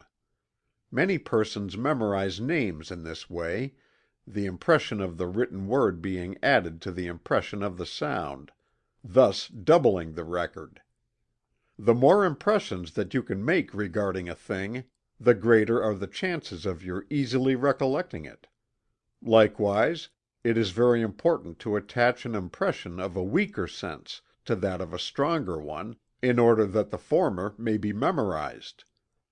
For instance, if you have a good eye memory and a poor ear memory, it is well to attach your sound impressions to the sight impressions. And if you have a poor eye memory and a good ear memory, it is important to attach your sight impressions to your sound impressions. In this way, you take advantage of the law of association, of which we have told you. Under the subclass of sight impressions are found the smaller divisions of memory known as memory of locality, memory of figures, memory of form, memory of color, and memory of written or printed words. Under the subclass of sound impressions are found the smaller divisions of memory known as memory of spoken words, memory of names, memory of stories, memory of music, etc. We shall pay special attention to these forms of memory in succeeding chapters. The second general class of memory, memory of ideas, includes the memory of facts, events, thoughts, lines of reasoning, etc., and is regarded as higher in the scale than the memory of sense impressions, although not more necessary nor useful to the average person. This form of memory of course accompanies the higher lines of intellectual effort and activities, and constitutes a large part of what is known as true education, that is, education which teaches one to think instead of to merely memorize certain things taught in books or lectures. The well-rounded man, mentally, is he who has developed his memory on all sides, rather than the one who has developed but one special phase of the faculty. It is true that a man's interest and occupation certainly tend to develop his memory according to his daily needs and requirements, but it is well that he should give to the other parts of his memory field some exercise, in order that he may not grow one-sided. As Halleck has said, Many persons think that memory is mainly due to sight, but we have as many different kinds of memory as we have senses. To sight, the watermelon is a long, greenish body, but this is its least important quality. Sight alone gives the poorest idea of the watermelon. We approach the vine where the fruit is growing, and in order to decide whether it is ripe, we tap the rind and judge by the sound. We must remember that a ripe watermelon has a certain resonance. By passing our hands over the melon, we learn that it has certain touch characteristics. We cut it open and learn the qualities of taste and smell. All this knowledge afforded by the different senses must enter into a perfected memory image. Hence we see that many complex processes go to form an idea of a thing. Napoleon was not content with only hearing a name. He wrote it down, and having satisfied his eye memory as well as his ear memory, he threw the paper away. In this book we shall point out the methods and processes calculated to round out the memory of the student. As a rule, his strong phases of memory need but little attention, although even in these a little scientific knowledge will be of use. But in the weaker phases, those phases in which his memory is poor, he should exert a new energy and activity, to the end that these weaker regions of the memory may be cultivated and fertilized, and well stored with the seed impressions which will bear a good crop in time. There is no phase, field, or class of memory that is not capable of being highly developed by intelligent application. It requires practice, exercise, and work, but the reward is great. Many a man is handicapped by being deficient in certain phases of memory, while proficient in others. The remedy is in his own hands, and we feel that in this book we have given to each the means whereby he may acquire a good memory along any or all lines. End of chapter 8.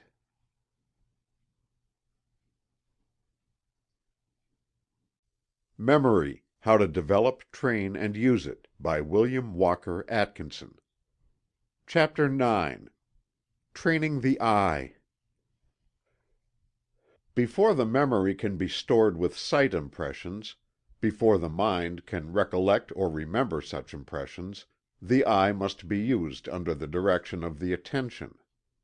We think that we see things when we look at them, but in reality we see but few things, in the sense of registering clear and distinct impressions of them upon the tablets of the subconscious mind. We look at them rather than see them. Halleck says regarding this sight without seeing idea, "A body may be imaged on the retina without ensuring perception. There must be an effort to concentrate the attention upon the many things which the world presents to our senses." A man once said to the pupils of a large school, all of whom had seen cows, "I should like to find out how many of you know whether a cow's ears are above, below, behind, or in front of her horns. I want only those pupils to raise their hands who are sure about the position, and who will promise to give $1 to charity if they answer wrong." Only 2 hands were raised. Their owners had drawn cows, and in order to do that, had been forced to concentrate their attention upon the animals. 15 pupils were sure that they had seen cats climb trees and descend them. There was unanimity of opinion that the cats went up heads first. When asked whether the cats came down head or tail first, the majority were sure that the cats descended as they were never known to do. Anyone who had ever noticed the shape of the claws of any beast of prey could have answered the question without seeing an actual descent. Farmers' boys who have often seen cows and horses lie down and rise are seldom sure whether the animals rise with their fore or hind feet first, or whether the habit of the horse, agrees with that of the cow in this respect. The elm tree has about its leaf a peculiarity which all ought to notice the first time they see it, and yet only about 5% of a certain school could incorporate in a drawing this peculiarity, although it is so easily outlined on paper. Perception, to achieve satisfactory results, must summon the will to its aid to concentrate the attention. Only the smallest part of what falls upon our senses at any time is actually perceived. The way to train the mind to receive clear sight impressions, and therefore to retain them in the memory, is simply to concentrate the will and attention upon objects of sight, endeavoring to see them plainly and distinctly, and then to practice recalling the details of the object some time afterward. It is astonishing how rapidly one may improve in this respect by a little practice, and it is amazing how great a degree of proficiency in this practice one may attain in a short time. You have doubtless heard the story of Houdin, the French conjurer, who cultivated his memory of sight impressions by following a simple plan. He started into practice by observing the number of small objects in the Paris shop windows he could see, and remember in one quick glance as he rapidly walked past the window. He followed the plan of noting down on paper the things that he saw and remembered. At first he could remember but 2 or 3 articles in the window. Then he began to see and remember more, and so on, each day adding to his power of perception and memory, until finally he was able to see and remember nearly every small article in a large shop window, after bestowing but one glance upon it. Others have found this plan an excellent one, and have developed their power of perception greatly, and at the same time cultivated an amazingly retentive memory of objects thus seen. It is all a matter of use and practice. The experiment of Houdin may be varied infinitely, with excellent results. The Hindus train their children along these lines by playing the sight game with them. This game is played by exposing to the sight of the children a number of small objects, at which they gaze intently, and which are then withdrawn from their sight. The children then endeavor to excel each other in writing down the names of the objects which they have seen. The number of objects is small to begin with, but is increased each day, until an astonishing number are perceived and remembered. Rudyard Kipling, in his great book Kim, gives an instance of this game, played by Kim and a trained native youth. Lurgan Sahib exposes to the sight of the 2 boys a tray filled with jewels and gems, allowing them to gaze upon it a few moments before it is withdrawn from sight. Then the competition begins as follows: "There are under that paper 5 blue stones, 1 big, 1 smaller, and 3 small," said Kim in all haste. "There are 4 green stones and 1 with a hole in it. There is 1 yellow stone that I can see through, and 1 like a pipe stem. There are 2 red stones and give me time." But Kim had reached the limit of his powers. Then came the turn of the native boy. "Hear my count," cried the native child. "First are 2 flawed sapphires, 1 of 2 ruttees, and 1 of 4, as I should judge. The 4 ruttee sapphire is chipped at the edge. There is 1 Turkestan turquoise, plain with green veins, and there are 2 inscribed, one with the name of God in gilt, and the other being cracked across, for it came out of an old ring I cannot read. We have now the 5 blue stones. 4 flamed emeralds there are, but 1 is drilled in 2 places, and 1 is a little carven." "Their weight?" said Lurgan Sahib, impassively. "3 5, 5, and 4 ruttees, as I judge it. There is one piece of old greenish amber, and a cheap cut topaz from Europe. There is one ruby of Burma, one of 2 ruttees, without a flaw. And there is a balas ruby, flawed, of 2 ruttees. There is a carved ivory from China, representing a rat sucking an egg. And there is last—aha! a ball of crystal as big as a bean set in gold leaf. Kim is mortified at this bad beating, and asks the secret. The answer is, by doing it many times over till it is done perfectly, for it is worth doing. Many teachers have followed plans similar to that just related.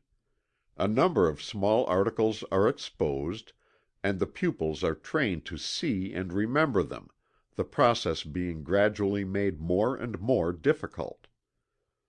A well-known American teacher was in the habit of rapidly making a number of dots on the blackboard, and then erasing them before the pupils could count them in the ordinary way. The children then endeavored to count their mental impressions, and before long they could correctly name the number up to 10 or more with ease. They said they could see 6, or see 10, as the case may be, automatically and apparently without the labor of consciously counting them. It is related in works dealing with the detection of crime that in the celebrated thieves' schools in Europe the young thieves are trained in a similar way, the old scoundrels acting as teachers, exposing a number of small articles to the young ones, and requiring them to repeat exactly what they had seen. Then follows a higher course in which the young thieves are required to memorize the objects in a room, the plan of houses, etc. They are sent forth to spy out the land, for future robberies, in the guise of beggars soliciting alms, and thus getting a rapid peep into houses, offices, and stores. It is said that in a single glance they will perceive the location of all of the doors, windows, locks, bolts, etc. Many nations have boys' games in which the youngsters are required to see and remember after taking a peep. The Italians have a game called Moro, in which one boy throws out a number of fingers, which must be instantly named by the other boy, a failure resulting in a forfeit. The Chinese youths have a similar game, while the Japanese boys reduce this to a science. A well-trained Japanese youth will be able to remember the entire contents of a room after one keen glance around it. Many of the Orientals have developed this faculty to a degree almost beyond belief. But the principle is the same in all cases, the gradual practice and exercise, beginning with a small number of simple things, and then increasing the number and complexity of the objects. The faculty is not so rare as one might imagine at first thought. Take a man in a small business, and let him enter the store of a competitor, and see how many things he will observe and remember after a few minutes in the place. Let an actor visit a play in another theater, and see how many details of the performance he will notice and remember. Let some women pay a visit to a new neighbor, and then see how many things about that house they will have seen and remembered to be retailed to their confidential friends afterward. It is the old story of attention following the interest, and memory following the attention. An expert whist player will see and remember every card played in the game, and just who played it. A chess or checker player will see and remember the previous moves in the game, if he be expert, and can relate them afterward. A woman will go shopping and will see and remember thousands of things that a man would never have seen, much less remembered. As Houdin said, "Thus, for instance, I can safely assert that a lady seeing another pass at full speed in a carriage will have had time to analyze her toilet from her bonnet to her shoes, and be able to describe not only the fashion and quality of the stuffs, but also say if the lace be real or only machine made. I have known ladies to do this. But remember this, for it is important. Whatever can be done in this direction by means of attention, inspired by interest, may be duplicated by attention directed by will. In other words, the desire to accomplish the task adds and creates an artificial interest just as effective as the natural feeling. And, as you progress, the interest in the game task will add new interest, and you will be able to duplicate any of the feats mentioned above. It is all a matter of attention, interest, natural or induced, and practice. Begin with a set of dominoes, if you like, and try to remember the spots on one of them rapidly glanced at, then 2, then 3. By increasing the number gradually, you will attain a power of perception and a memory of sight impressions that will appear almost marvelous. And not only will you begin to remember dominoes, but you will also be able to perceive and remember thousands of little details of interest in everything that have heretofore escaped your notice. The principle is very simple, but the results that may be obtained by practice are wonderful. The trouble with most of you is that you have been looking without seeing, gazing but not observing. The objects around you have been out of your mental focus. If you will but change your mental focus by means of will and attention, you will be able to cure yourself of the careless methods of seeing and observing that have been hindrances to your success. You have been blaming it on your memory, but the fault is with your perception. How can the memory remember when it is not given anything in the way of clear impressions? You have been like young infants in this matter. Now it is time for you to begin to sit up and take notice, no matter how old you may be. The whole thing, in a nutshell, is this. In order to remember the things that pass before your sight, you must begin to see with your mind, instead of with your retina. Let the impression get beyond your retina and into your mind. If you will do this, you will find that memory will do the rest. End of chapter 9.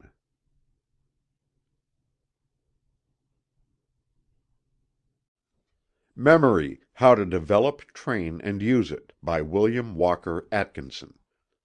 Chapter 10. Training the Ear.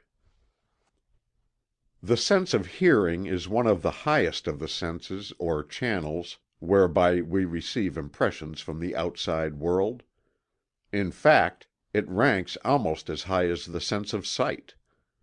In the senses of taste, touch, and smell, there is a direct contact between the sensitive recipient nerve substance and the particles of the object sensed, while in the sense of sight and the sense of hearing, the impression is received through the medium of waves in the ether, in the case of sight, or waves in the air, in the sense of hearing. Moreover, in taste, smell, and touch, the objects sensed are brought into direct contact with the terminal nerve apparatus, while in seeing and hearing, the nerves terminate in peculiar and delicate sacs, which contain a fluidic substance through which the impression is conveyed to the nerve proper. Loss of this fluidic substance destroys the faculty to receive impressions, and deafness or blindness ensues. As Foster says, waves of sound falling upon the auditory nerve itself produces no effect whatever. It is only when, by the medium of the endolymph, they are brought to bear on the delicate and peculiar epithelium cells which constitute the peripheral terminations of the nerve that sensations of sound arise. Just as it is true that it is the mind and not the eye that really sees, So it is true that it is the mind and not the ear that really hears. Many sounds reach the ear that are not registered by the mind. We pass along a crowded street, the waves of many sounds reaching the nerves of the ear, and yet the mind accepts the sounds of but few things, particularly when the novelty of the sounds has passed away. It is a matter of interest and attention in this case as well as in the case of hearing. As Halleck says, if we sit by an open window in the country on a summer day, we may have many stimuli knocking at the gate of attention, the ticking of a clock, the sound of the wind, the cackling of fowl, the quacking of ducks, the barking of dogs, the lowing of cows, the cries of children at play, the rustling of leaves, the songs of birds, the rumbling of wagons, etc. If attention is centered upon any one of these, that for the time being acquires the importance of a king upon the throne of our mental world. Many persons complain of not being able to remember sounds or things reaching the mind through the sense of hearing, and attribute the trouble to some defect in the organs of hearing. But in so doing, they overlook the real cause of the trouble, for it is a scientific fact that many of such persons are found to have hearing apparatus perfectly developed and in the best working order, their trouble arising from a lack of training of the mental faculty of hearing. In other words, the trouble is in their mind instead of in the organs of hearing. To acquire the faculty of correct hearing, and correct memory of things heard, the mental faculty of hearing must be exercised, trained, and developed. Given a number of people whose hearing apparatus are equally perfect, we will find that some hear much better than others, and some hear certain things better than they do certain other things, and that there is a great difference in the grades and degrees of memory of things heard. As Kay says, great differences exist among individuals with regard to the acuteness of this sense (hearing), and some possess it in greater perfection in certain directions than in others. One whose hearing is good for sound in general may yet have but little ear for musical notes, and, on the other hand, one with a good ear for music may yet be deficient as regards hearing in general. The secret of this is to be found in the degree of interest and attention bestowed upon the particular thing giving forth the sound. It is a fact that the mind will hear the faintest sounds from things in which is centered interest and attention, while at the same time ignoring things in which there is no interest and to which the attention is not turned.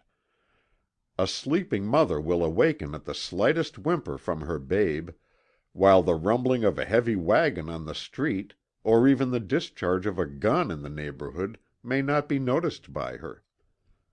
An engineer will detect the slightest difference in the whir or hum of his engine, while failing to notice a very loud noise outside.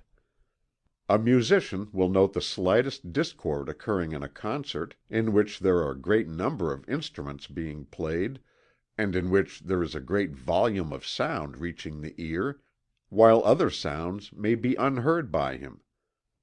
The man who taps the wheels of your railroad car is able to detect the slightest difference in tone, and is thus informed that there is a crack or flaw in the wheel.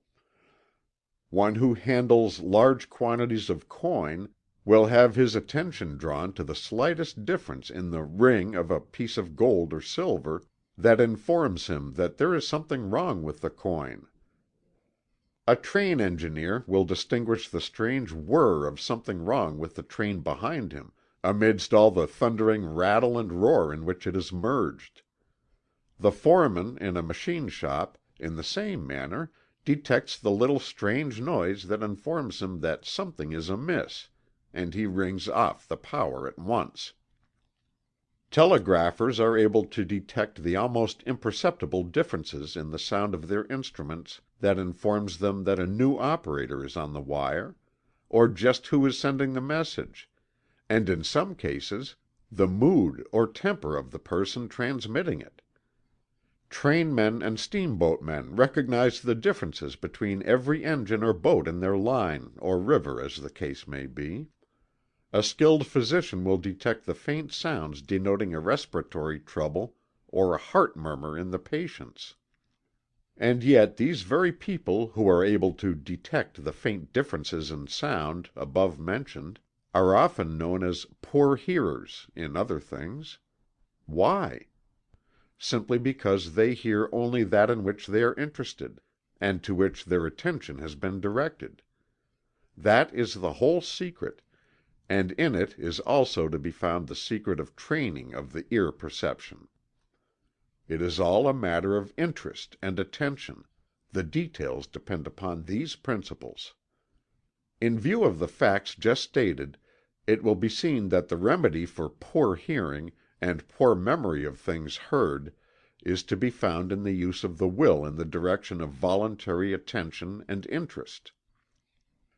So true is this that some authorities go so far as to claim that many cases of supposed slight deafness are really but the result of lack of attention and concentration on the part of the person so troubled. Kay says: "What is commonly called deafness is not infrequently to be attributed to this cause, the sounds being heard but not being interpreted or recognized. Sounds may be distinctly heard when the attention is directed toward them, that in ordinary circumstances would be imperceptible. And people often fail to hear what is said to them because they are not paying attention." Harvey says: "That one half of the deafness that exists is the result of inattention cannot be doubted." There are but few persons who have not had the experience of listening to some bore, whose words were distinctly heard but the meaning of which was entirely lost because of inattention and lack of interest. Kirks sums the matter up in these words: "In hearing we must distinguish two different points: the audible sensation as it is developed, without any intellectual interference, and the conception which we form in consequence of that sensation. The reason that many persons do not remember things that they have heard is simply because they have not listened properly. Poor listening is far more common than one would suppose at first. A little self-examination will reveal to you the fact that you have fallen into the bad habit of inattention. One cannot listen to everything, of course; it would not be advisable; but one should acquire the habit of either really listening, or else refusing to listen at all. The compromise of careless listening brings about deplorable results, and is really the reason why so many people can't remember what they have heard. It is all a matter of habit. Persons who have poor memories of ear impressions should begin to listen in earnest. In order to reacquire their lost habit of proper listening, they must exercise voluntary attention and develop interest. The following suggestions may be useful in that direction. Try to memorize words that are spoken to you in conversation, a few sentences, or even one at a time. You will find that the effort made to fasten the sentence on your memory will result in a concentration of the attention on the words of the speaker. Do the same thing when you are listening to a preacher, actor, or lecturer. Pick out the first sentence for memorizing, and make up your mind that your memory will be as wax to receive the impression and as steel to retain it. Listen to the stray scraps of conversation that come to your ears while walking on the street, and endeavor to memorize a sentence or two, as if you were to repeat it later in the day.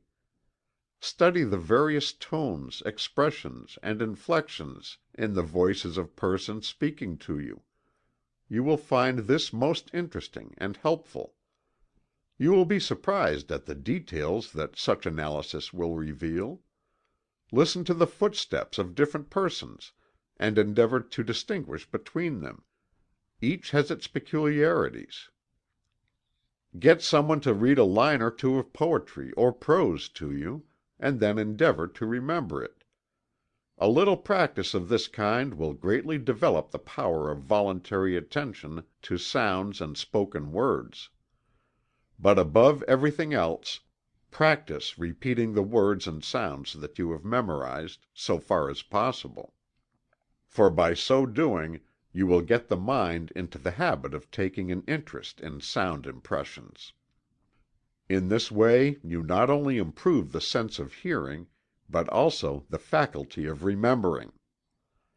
If you will analyze and boil down the above remarks and directions, you will find that the gist of the whole matter is that one should actually use, employ, and exercise the mental faculty of hearing, actively and intelligently. Nature has a way of putting to sleep or atrophying any faculty that is not used or exercised, and also of encouraging, developing, and strengthening any faculty that is properly employed and exercised. In this you have the secret. Use it. If you will listen well, you will hear well and remember well that which you have heard. End of chapter 10.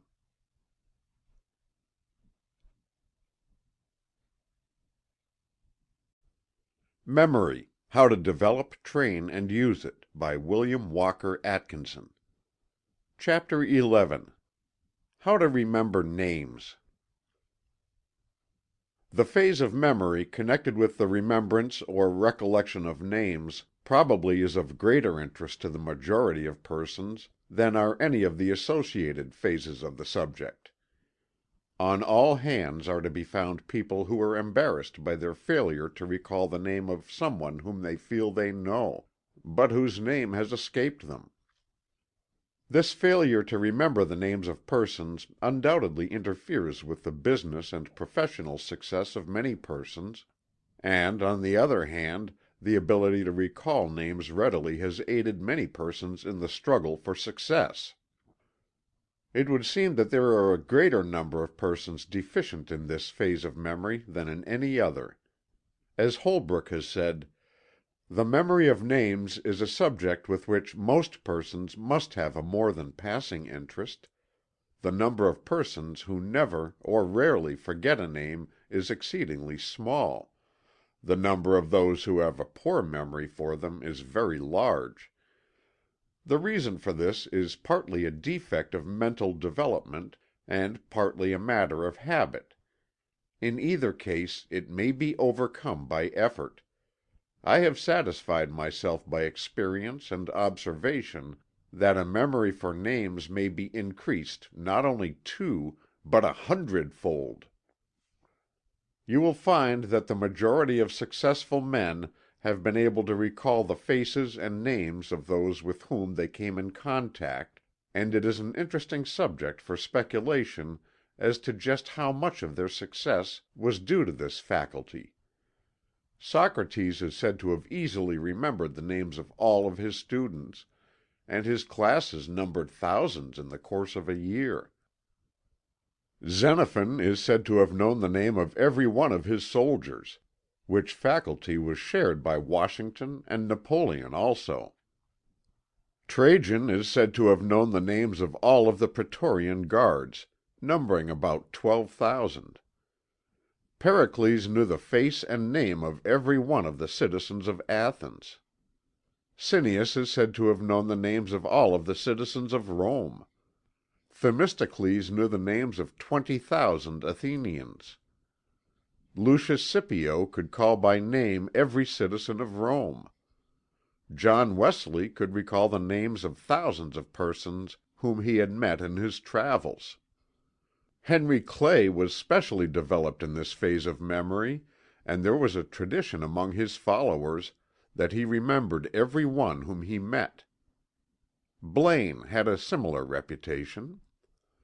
There have been many theories advanced and explanations offered to account for the fact that the recollection of names is far more difficult than any other form of the activities of the memory.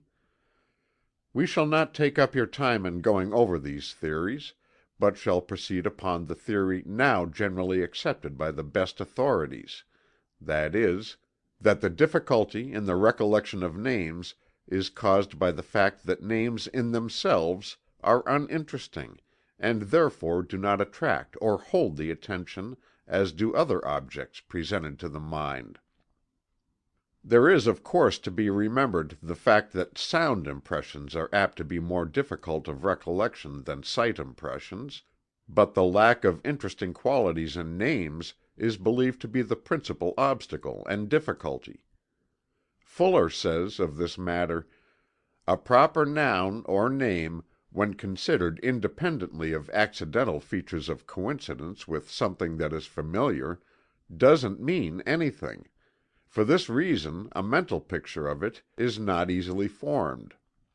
Which accounts for the fact that the primitive, tedious way of rote or repetition is that ordinarily employed to impress a proper noun on the memory, while a common noun, being represented by some object having shape or appearance in the physical or mental perception, can thus be seen or imagined. In other words, a mental image of it can be formed and the name identified afterwards, through associating it with this mental image." We think that the case is fully stated in this quotation. But in spite of this difficulty, persons have and can greatly improve their memory of names.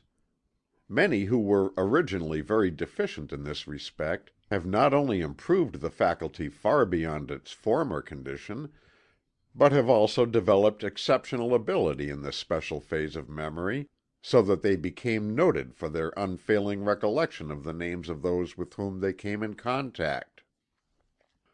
Perhaps the best way to impress upon you the various methods that may be used for this purpose would be to relate to you the actual experience of a gentleman employed in a bank in one of the large cities of this country, who made a close study of the subject, and developed himself far beyond the ordinary.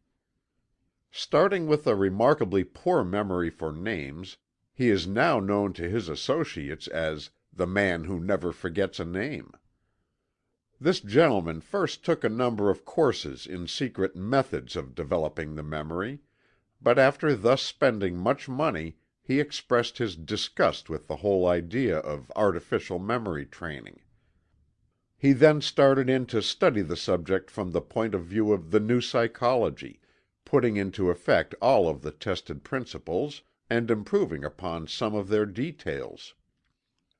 We have had a number of conversations with this gentleman, and have found that his experience confirms many of our own ideas and theories, and the fact that he has demonstrated the correctness of the principles to such a remarkable degree renders his case one worthy of being stated in the direction of affording a guide and method for others who wish to develop their memory of names. The gentleman, who we shall call Mr. X, decided that the first thing for him to do was to develop his faculty of receiving clear and distinct sound impressions. In doing this he followed the plan outlined by us in our chapter on Training the Ear. He persevered and practiced along these lines until his hearing became very acute. He made a study of voices until he could classify them and analyze their characteristics. Then he found that he could hear names in a manner before impossible to him. That is, instead of merely catching a vague sound of a name, he would hear it so clearly and distinctly that a firm registration would be obtained on the records of his memory. For the first time in his life names began to mean something to him. He paid attention to every name he heard, just as he did to every note he handled. He would repeat a name to himself after hearing it, and would thus strengthen the impression. If he came across an unusual name, he would write it down several times at the first opportunity, thus obtaining the benefit of a double sense impression, adding eye impression or ear impression. All this, of course, aroused his interest in the subject of names in general, which led him to the next step in his progress. Mr. X then began to study names, their origin, their peculiarities, their differences, points of resemblances, etc. He made a hobby of names, and evinced all the joy of a collector when he was able to stick the pins of attention through the specimen of a new and unfamiliar species of name. He began to collect names, just as others collect beetles, stamps, coins, etc., and took quite a pride in his collection and in his knowledge of the subject. He read books on names from the libraries, giving their origin, etc. He had the Dickens delight in queer names, and would amuse his friends by relating the funny names he had seen on signs, and otherwise. He took a small city directory home with him, and would run over the pages in the evening, looking up new names, and classifying old ones into groups. He found that some names were derived from animals, and put these into a class by themselves: the lions, wolves, foxes, lambs, hares, etc. Others were put into color group: blacks, greens, whites, grays, blues, etc. Others belonged to the bird family: crows, hawks, birds, drakes, cranes, doves, jays, etc. Others belonged to trades: millers, smiths, coopers, maltsters, carpenters, bakers, painters, etc. Others were trees: chestnuts, oakleys, walnuts, cherries, pines, etc. Then there were hills and dales, fields and mountains, lanes and brooks. Some were strong, others were gay, others were savage, others noble, and so on. It would take a whole book to tell you what the man found out about names. He came near becoming a crank on the subject. But his hobby began to manifest excellent results, for his interest had been awakened to an unusual degree. And he was becoming very proficient in his recollection of names, for they now meant something to him. He easily recalled all the regular customers at his bank, quite a number, by the way, for the bank was a large one, and many occasional depositors were delighted to have themselves called by name by our friend. Occasionally he would meet with a name that balked him, in which case he would repeat it over to himself, and write it a number of times until he had mastered it. After that it never escaped him.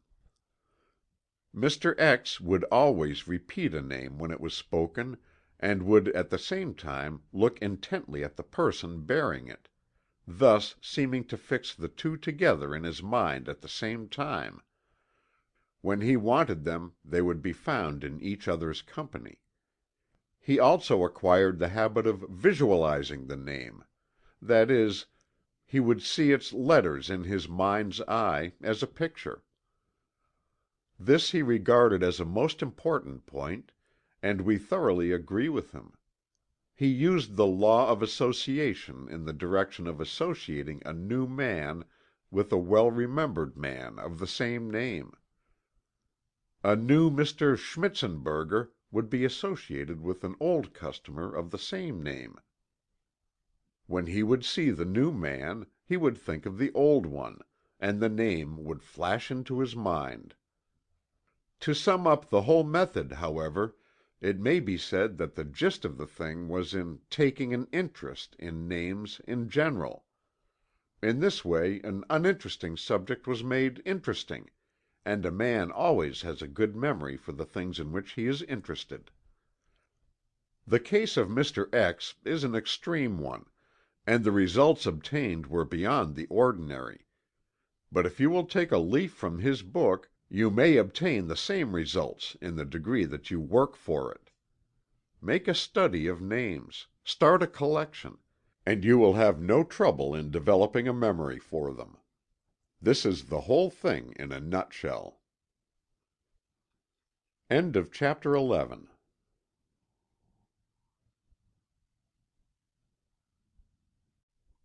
Memory: How to Develop, Train and Use It, by William Walker Atkinson.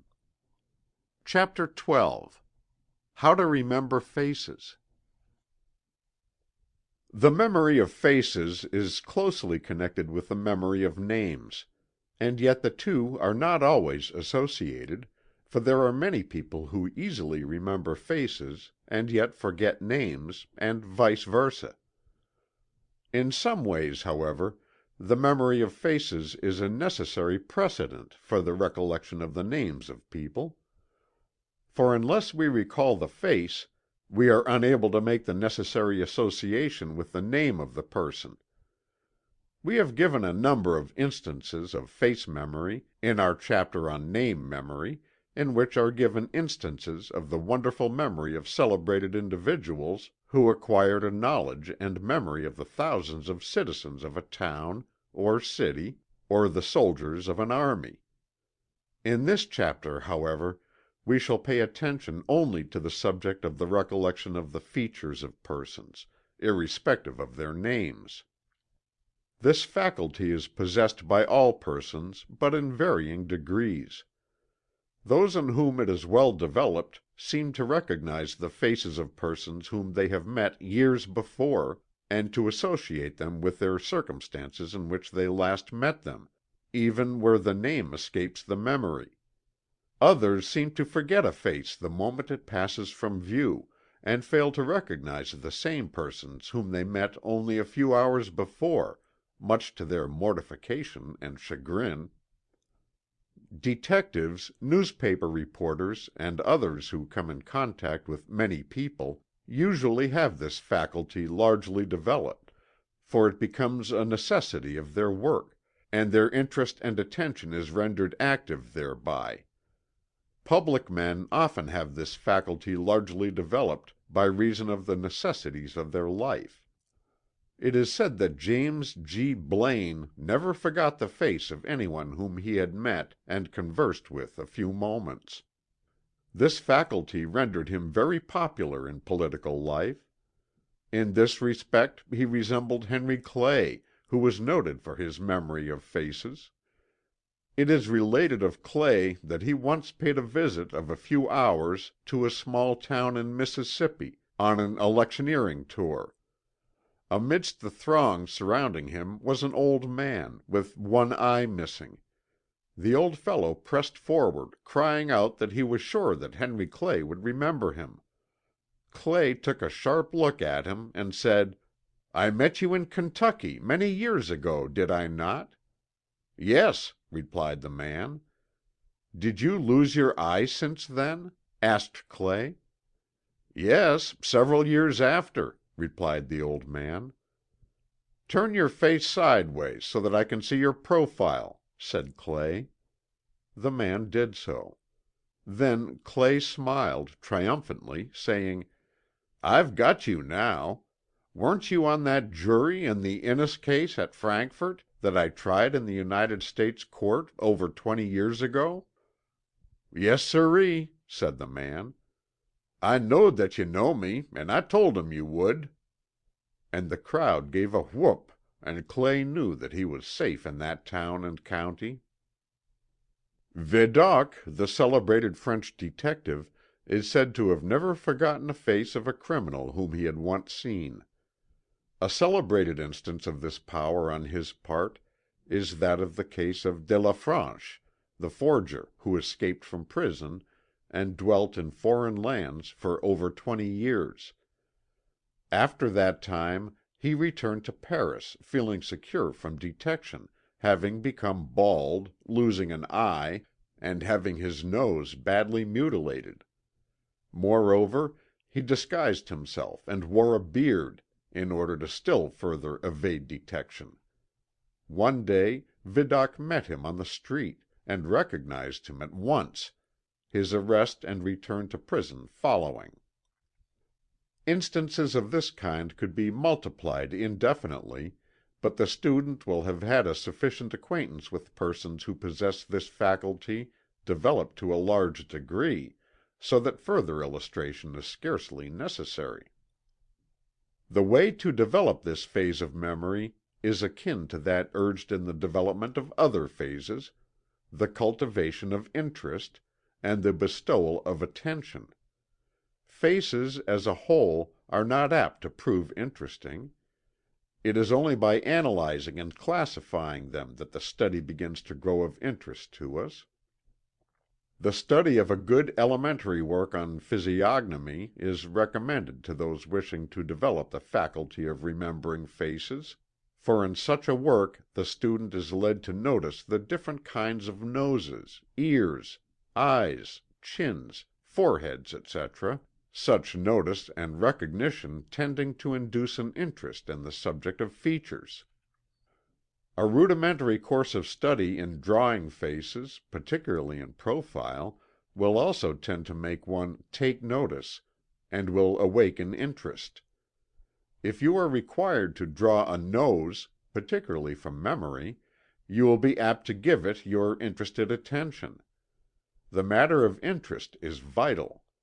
If you were shown a man and told that the next time you met and recognized him he would hand you over $500, you would be very apt to study his face carefully, and to recognize him later on, whereas the same man, if introduced casually as a Mr. Jones, would arouse no interest, and the chances of recognition would be slim.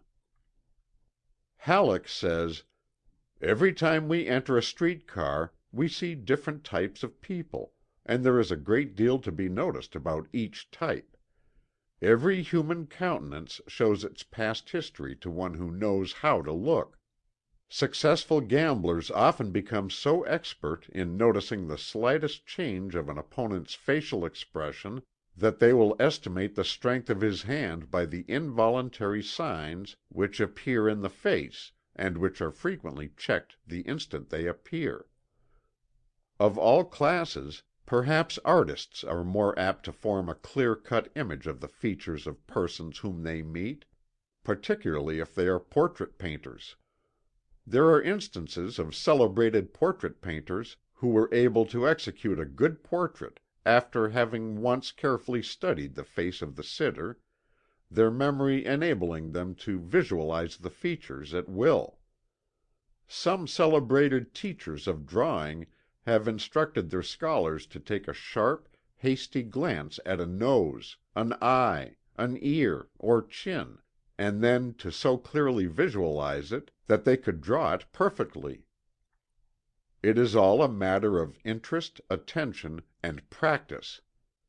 Sir Francis Galton cites the instance of a French teacher who trained his pupils so thoroughly in this direction that after a few months' practice they had no difficulty in summoning images at will, in holding them steady, and in drawing them correctly. He says of the faculty of visualization thus used, "A faculty that is of importance in all technical and artistic occupations, that gives accuracy to our perceptions, and justice to our generalizations, is starved by lazy disuse, instead of being cultivated judiciously in such a way as will, on the whole, bring the best return. I believe that a serious study of the best means of developing and utilizing this faculty, without prejudice to the practice of abstract thought in symbols, is one of the many pressing desiderata in the yet unformed science of education." Fuller relates the method of a celebrated painter, which method has been since taught by many teachers of both drawing and memory. He relates it as follows: "The celebrated painter, Leonardo da Vinci, invented a most ingenious method for identifying faces, and by it is said to have been able to reproduce from memory any face that he had once carefully scrutinized. He drew all the possible forms of the nose, mouth, chin, eyes, ears, and forehead, numbered them 1, 2, 3, 4, etc., and committed them thoroughly to memory. Then, whenever he saw a face that he wished to draw or paint from memory, He noted in his mind that it was chin 4, eyes 2, nose 5, ears 6, or whatever the combinations might be, and by retaining the analysis in his memory he could reconstruct the face at any time. We could scarcely ask the student to attempt so complicated a system, and yet a modification of it would prove useful. That is, if you would begin to form a classification of several kinds of noses, say about 7, the well-known Roman, Jewish, Grecian giving you the general classes, in connection with straight, crooked, pug, and all the other varieties, you would soon recognize noses when you saw them. And the same with mouths, a few classes being found to cover the majority of cases. But of all the features, the eye is the most expressive, and the one most easily remembered, when clearly noticed. Detectives rely much upon the expression of the eye. If you ever fully catch the expression of a person's eye, you will be very apt to recognize it thereafter. Therefore concentrate on eyes in studying faces. A good plan in developing this faculty is to visualize the faces of persons you have met during the day, in the evening. Try to develop the faculty of visualizing the features of those whom you know. This will start you off right. Draw them in your mind. See them with your mind's eye, until you can visualize the features of very old friends. Then do the same with acquaintances, and so on, until you are able to visualize the features of everyone you know. Then start on to add to your list by recalling in the imagination the features of strangers whom you meet. By a little practice of this kind, you will develop a great interest in faces and your memory of them, and the power to recall them will increase rapidly. The secret is to study faces, to be interested in them. In this way you add zest to the task, and make a pleasure of a drudgery. The study of photographs is also a great aid in this work, but study them in detail, not as a whole. If you can arouse sufficient interest in features and faces, you will have no trouble in remembering and recalling them. The two things go together. End of chapter 12.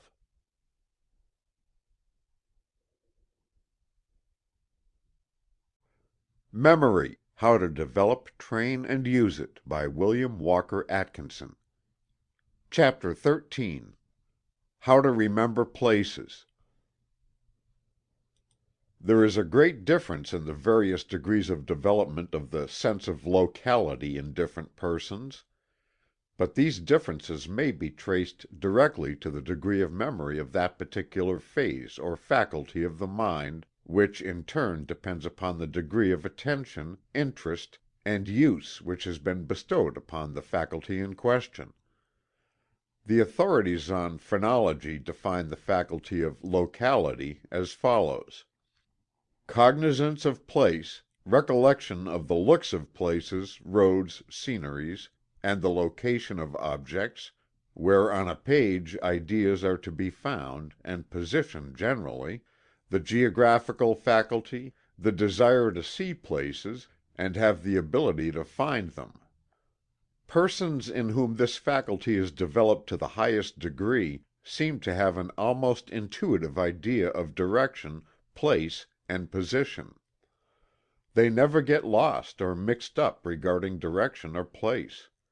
They remember the places they visit and their relation in space to each other. Their minds are like maps upon which are engraved the various roads, streets, and objects of sight in every direction.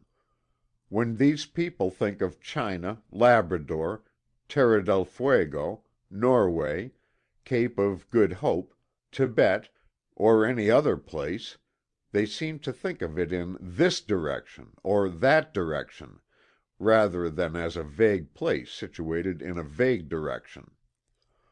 Their minds think north, south, east, or west, as the case may be when they consider a given place. Shading down by degrees, we find people at the other pole of the faculty, who seem to find it impossible to remember any direction or locality or relation in space.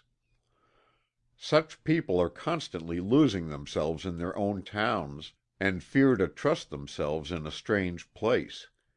They have no sense of direction or place, and fail to recognize a street or scene which they have visited recently, not to speak of those which they traveled over in time past. Between these two poles or degrees there is a vast difference, and it is difficult to realize that it is all a matter of use, interest, and attention. That it is but this may be proven by anyone who will take the trouble and pains to develop the faculty and memory of locality within his mind. Many have done this, and anyone else may do likewise if the proper methods be employed. The secret of the development of the faculty and memory of place and locality is akin to that mentioned in the preceding chapter, in connection with the development of the memory for names. The first thing necessary is to develop an interest in the subject. One should begin to take notice of the direction of the streets or roads over which he travels, the landmarks, the turns of the road, the natural objects along the way. He should study maps until he awakens a new interest in them, just as did the man who used the directory in order to take an interest in names. He should procure a small geography and study direction, distances, location, shape and form of countries, etc., not as a mere mechanical thing, but as a live subject of interest. If there were a large sum of money awaiting your coming in certain sections of the globe, you would manifest a decided interest in the direction, locality, and position of those places, and the best way to reach them. Before long you would be a veritable reference book regarding those special places. Or if your sweetheart were waiting for you in some such place, you would do likewise. The whole thing lies in the degree of "want to" regarding the matter. Desire awakens interest, interests employ attention, and attention brings use, development, and memory. Therefore you must first want to develop the faculty of locality, and want to hard enough. The rest is a mere matter of detail. One of the first things to do, after arousing an interest, is to carefully note the landmarks and relative positions of the streets or roads over which you travel. So many people travel along a new street or road in an absent-minded manner, taking no notice of the lay of the land as they proceed. This is fatal to place memory. You must take notice of the thoroughfares and the things along the way. Pause at the crossroads, or the street corners, and note the landmarks, and the general directions and relative positions, until they are finally imprinted on your mind. Begin to see how many things you can remember regarding even a little exercise walk, and when you have returned home, go over the trip in your mind, and see how much of the direction and how many of the landmarks you are able to remember. Take out your pencil, and endeavor to make a map of your route, giving the general directions, and noting the street names, and principal objects of interest. Fix the idea of north in your mind when starting, and keep your bearings by it during your whole trip, and in your map making. You will be surprised how much interest you will soon develop in this map making. It will get to be quite a game, and you will experience pleasure in your increasing proficiency in it. When you go out for a walk, go in a roundabout way, taking as many turns and twists as possible, in order to exercise your faculty of locality and direction, but always note carefully direction and general course. so that you may reproduce it correctly on your map when you return. If you have a city map, compare it with your own little map, and also retrace your route, in imagination, on the map. With a city map or road map, you may get lots of amusement by retraveling the route of your little journeys. Always note the names of the various streets over which you travel, as well as those which you cross during your walk. Note them down upon your map, and you will find that you will develop a rapidly improving memory in this direction, because you have awakened interest and bestowed attention. Take a pride in your map making. If you have a companion, endeavor to beat each other at this game, both traveling over the same route together, and then seeing which one can remember the greatest number of details of the journey. Akin to this, and supplementary to it, is the plan of selecting a route to be traveled, on your city map, endeavoring to fix in your mind the general directions, names of streets, turns, return journey, etc., before you start. Begin by mapping out a short trip in this way, and then increase it every day. After mapping out a trip, lay aside your map and travel it in person. If you like, take along the map and puzzle out variations from time to time. Get the map habit in every possible variation and form, but do not depend upon the map exclusively, but instead endeavor to correlate the printed map with the mental map that you are building in your brain. If you are about to take a journey to a strange place, study your maps carefully before you go, and exercise your memory in reproducing them with a pencil. Then, as you travel along, compare places with your map, and you will find that you will take an entirely new interest in the trip. It will begin by meaning something to you. If about to visit a strange city, procure a map of it before starting, and begin by noting the cardinal points of the compass. Study the map, the directions of the principal streets and the relative positions of the principal points of interest, buildings, etc. In this way, you not only develop your memory of places, and render yourself proof against being lost, but you also provide a source of new and great interest in your visit. The above suggestions are capable of the greatest expansion and variation on the part of anyone who practices them. The whole thing depends upon the taking notice and using the attention, and those things in turn depend upon the taking of interest in the subject. If any one will wake up and take interest in the subject of locality and direction, he may develop himself along the lines of place memory to an almost incredible degree, in a comparatively short time at that. There is no other phase of memory that so quickly responds to use and exercise as this one. We have in mind a lady who was notoriously deficient in the memory of place, and was sure to lose herself a few blocks from her stopping place, wherever she might be. She seemed absolutely devoid of the sense of direction or locality, and often lost herself in the hotel corridors, notwithstanding the fact that she traveled all over the world with her husband for years. The trouble undoubtedly arose from the fact that she depended altogether upon her husband as a pilot, the couple being inseparable. Well, the husband died, and the lady lost her pilot. Instead of giving up in despair, she began to rise to the occasion. Having no pilot, she had to pilot herself. And she was forced to wake up and notice. She was compelled to travel for a couple of years in order to close up certain business matters of her husband's, for she was a good business woman in spite of her lack of development along this one line, and in order to get around safely, she was forced to take an interest in where she was going. Before the 2 years' travels were over, She was as good a traveler as her husband had ever been, and was frequently called upon as a guide by others in whose company she chanced to be. She explained it by saying, "Why, I don't know just how I did it. I just had to, that's all. I just did it."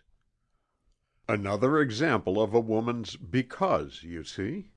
What this good lady just did was accomplished by an instinctive following of the plan which we have suggested to you.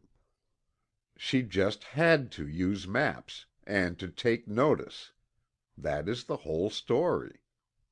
So true are the principles underlying this method of developing the place memory that one deficient in it, providing he will arouse intense interest and will stick to it, may develop the faculty to such an extent that he may almost rival a cat which always came back, or the dog which "you couldn't lose." The Indians, Arabs, gypsies, and other people of the plain, forest, desert, and mountains have this faculty so highly developed that it seems almost like an extra sense. It is all this matter of "taking notice," sharpened by continuous need, use, and exercise to a high degree. The mind will respond to the need if the person, like the lady, just has to. The laws of attention and association will work wonders when actively called into play by interest or need, followed by exercise and use. There is no magic in the process. Just want to, and keep at it. That's all. Do you want to hard enough? Have you the determination to keep at it? End of chapter 13.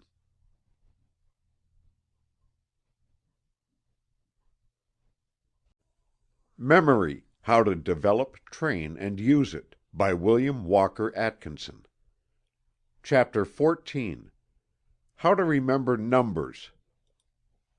The faculty of number, that is, the faculty of knowing, recognizing, and remembering figures in the abstract and in their relation to each other, differs very materially among different individuals. To some, figures and numbers are apprehended and remembered with ease, while to others they possess no interest, attraction, or affinity, and consequently are not apt to be remembered. It is generally admitted by the best authorities that the memorizing of dates, figures, numbers, etc., is the most difficult of any of the phases of memory. But all agree that the faculty may be developed by practice and interest. There have been instances of persons having this faculty of the mind developed to a degree almost incredible, and other instances of persons having started with an aversion to figures, and then developing an interest which resulted in their acquiring a remarkable degree of proficiency along these lines. Many of the celebrated mathematicians and astronomers developed wonderful memories for figures. Herschel is said to have been able to remember all the details of intricate calculations in his astronomical computations, even to the figures of the fractions. It is said that he was able to perform the most intricate calculations mentally, without the use of pen or pencil, and then dictated to his assistant the entire details of the process, including the final results. Tycho Brahe, the astronomer, also possessed a similar memory. It is said that he rebelled at being compelled to refer to the printed tables of square roots and cube roots, and set to work to memorize the entire set of tables, which almost incredible task he accomplished in a half-day. This required the memorizing of over 75,000 figures, and their relations to each other. Euler the mathematician became blind in his old age, and being unable to refer to his tables, memorized them. It is said that he was able to repeat from recollection the first 6 powers of all the numbers from 1 to 100. Wallace the mathematician was a prodigy in this respect. He is reported to have been able to mentally extract the square root of a number to 40 decimal places, and on one occasion mentally extracted the cube root of a number consisting of 30 figures. Days is said to have mentally multiplied two numbers of 100 figures each. A youth named Mangiamele was able to perform the most remarkable feats in mental arithmetic.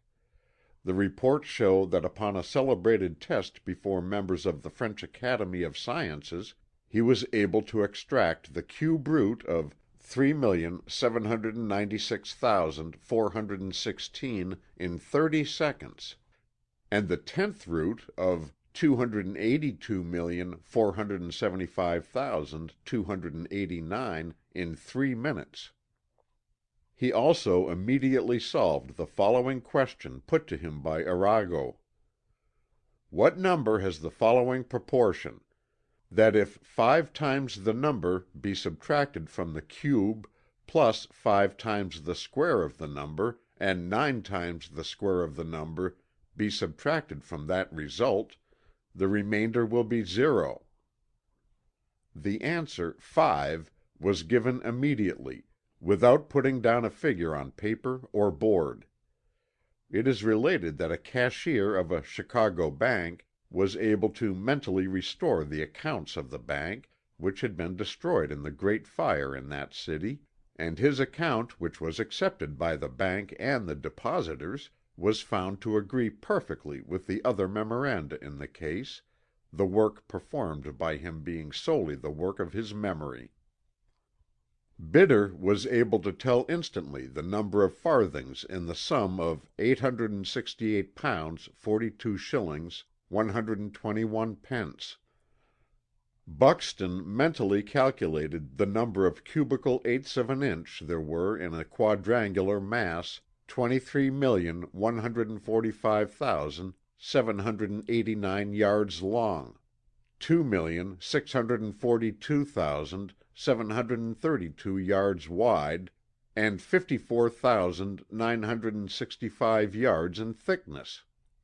He also figured out mentally the dimensions of an irregular estate of about 1,000 acres, giving the contents in acres and perches, then reducing them to square inches, and then reducing them to square hairbreadths, estimating 2,304 to the square inch, 48 to each side.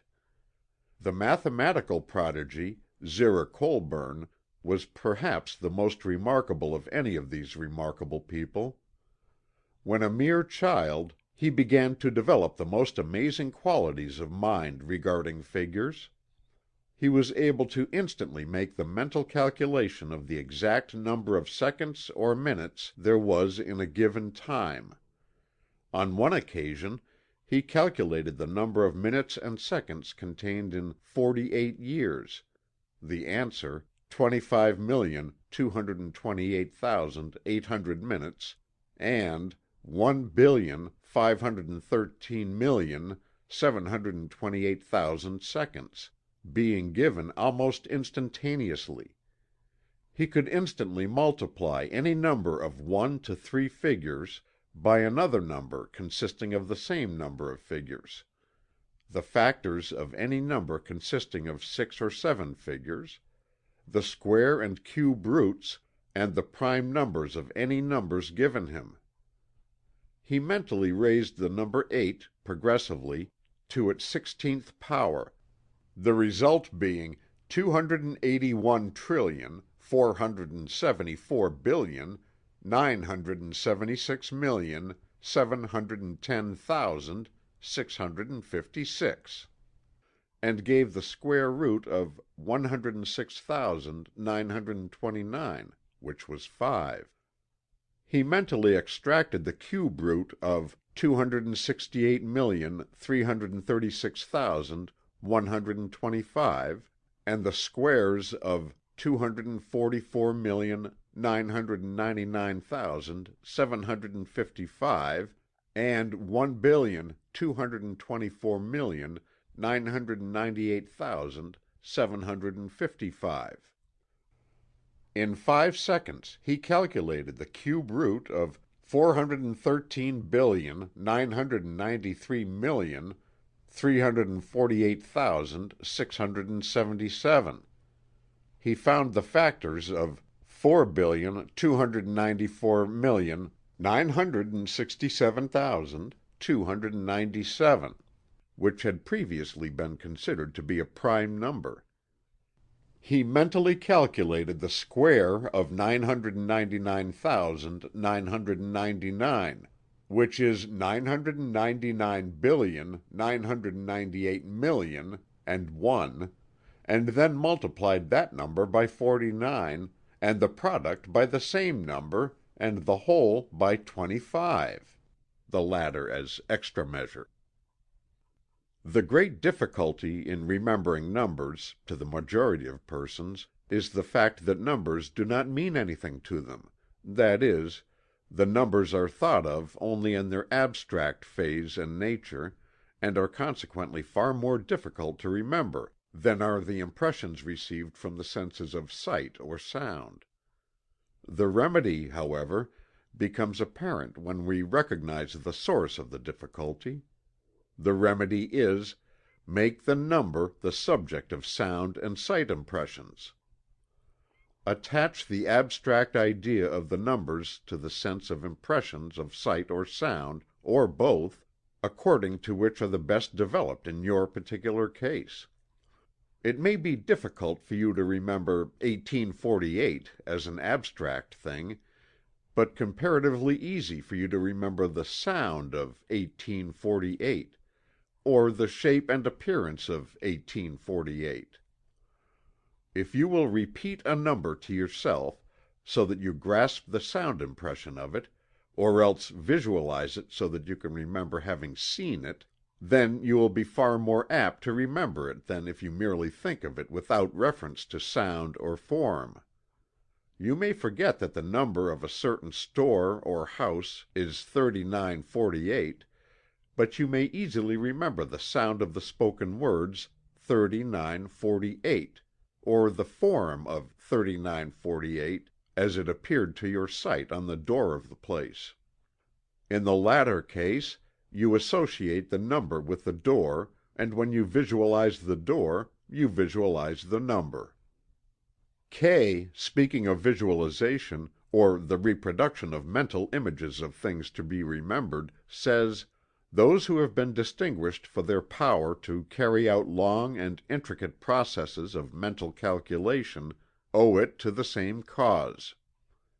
Taine says, "Children accustomed to calculate in their heads write mentally with chalk on an imaginary board the figures in question, then all their partial operations, then the final sum, so that they see internally the different lines of white figures with which they are concerned."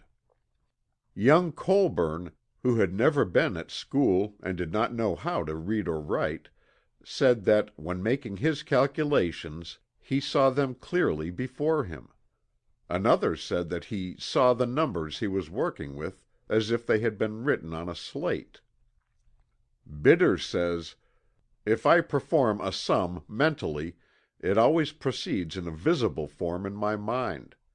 Indeed, I can conceive of no other way possible of doing mental arithmetic." We have known office boys who could never remember the number of an address until it were distinctly repeated to them several times; then they memorized the sound, and never forgot it. Others forget the sounds, or fail to register them in the mind, but after once seeing the number on the door of an office or store, could repeat it at a moment's notice, saying that they mentally could see the figures on the door. You will find by a little questioning that the majority of people remember figures or numbers in this way, and that very few can remember them as abstract things. For that matter, it is difficult for the majority of persons to even think of a number abstractly. Try it yourself, and ascertain whether you do not remember the number as either a sound of words, or else as the mental image or visualization of the form of the figures. And, by the way, Whichever it happens to be, sight or sound, that particular kind of remembrance is your best way of remembering numbers, and consequently gives you the lines upon which you should proceed to develop this phase of memory.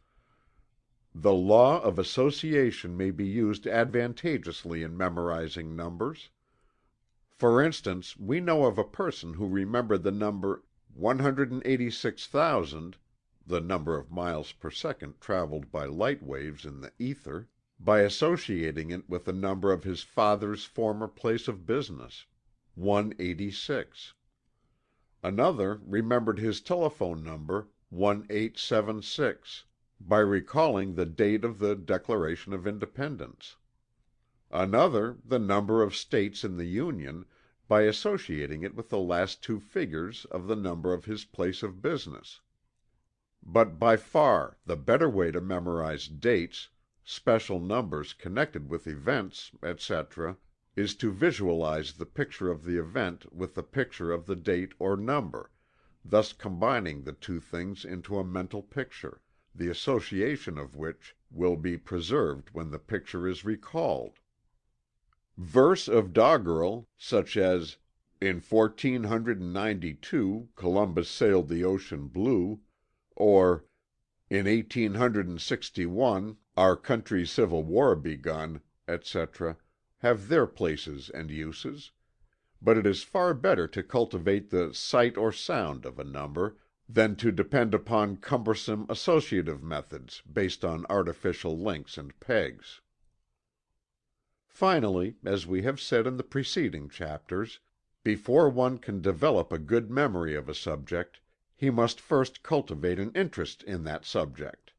Therefore, if you will keep your interest in figures alive by working out a few problems in mathematics once in a while, you will find that figures will begin to have a new interest for you. A little elementary arithmetic, used with interest, will do more to start you on the road to "How to Remember Numbers" than a dozen textbooks on the subject. In memory, the three rules are interest, attention, and exercise, and the last is the most important, for without it the others fail. You will be surprised to see how many interesting things there are in figures, as you proceed. The task of going over the elementary arithmetic will not be nearly so dry as when you were a child. You will uncover all sorts of queer things in relation to numbers. Just as a sample, let us call your attention to a few. Take the figure 1 and place behind it a number of noughts, thus 1 0 0 0 0 0 0 0 0 0 0 0 0, as many noughts or ciphers as you wish. Then divide the number by the figure 7. You will find that the result is always this 142 857, then another 142 857, and so on to infinity if you wish to carry the calculation that far. These 6 figures will be repeated over and over again. Then multiply this 142 857 by the figure 7, and your product will be all 9s. Then take any number and set it down, placing beneath it a reversal of itself, and subtract the latter from the former, thus 117 761 909 minus 90 916 771 equals 26 845 138, and you will find that the result will always reduce to 9, and is always a multiple of 9. Take any number composed of 2 or more figures, and subtract from it the added sum of its separate figures, and the result is always a multiple of 9, thus 184 minus 1 plus 8 plus 4 equals 13 equals 171 divided by 9 equals 19. We mention these familiar examples merely to remind you that there is much more of interest in mere figures than many would suppose. If you can arouse your interest in them, then you will be well started on the road to the memorizing of numbers. Let figures and numbers mean something to you, and the rest will be merely a matter of detail. End of chapter 14.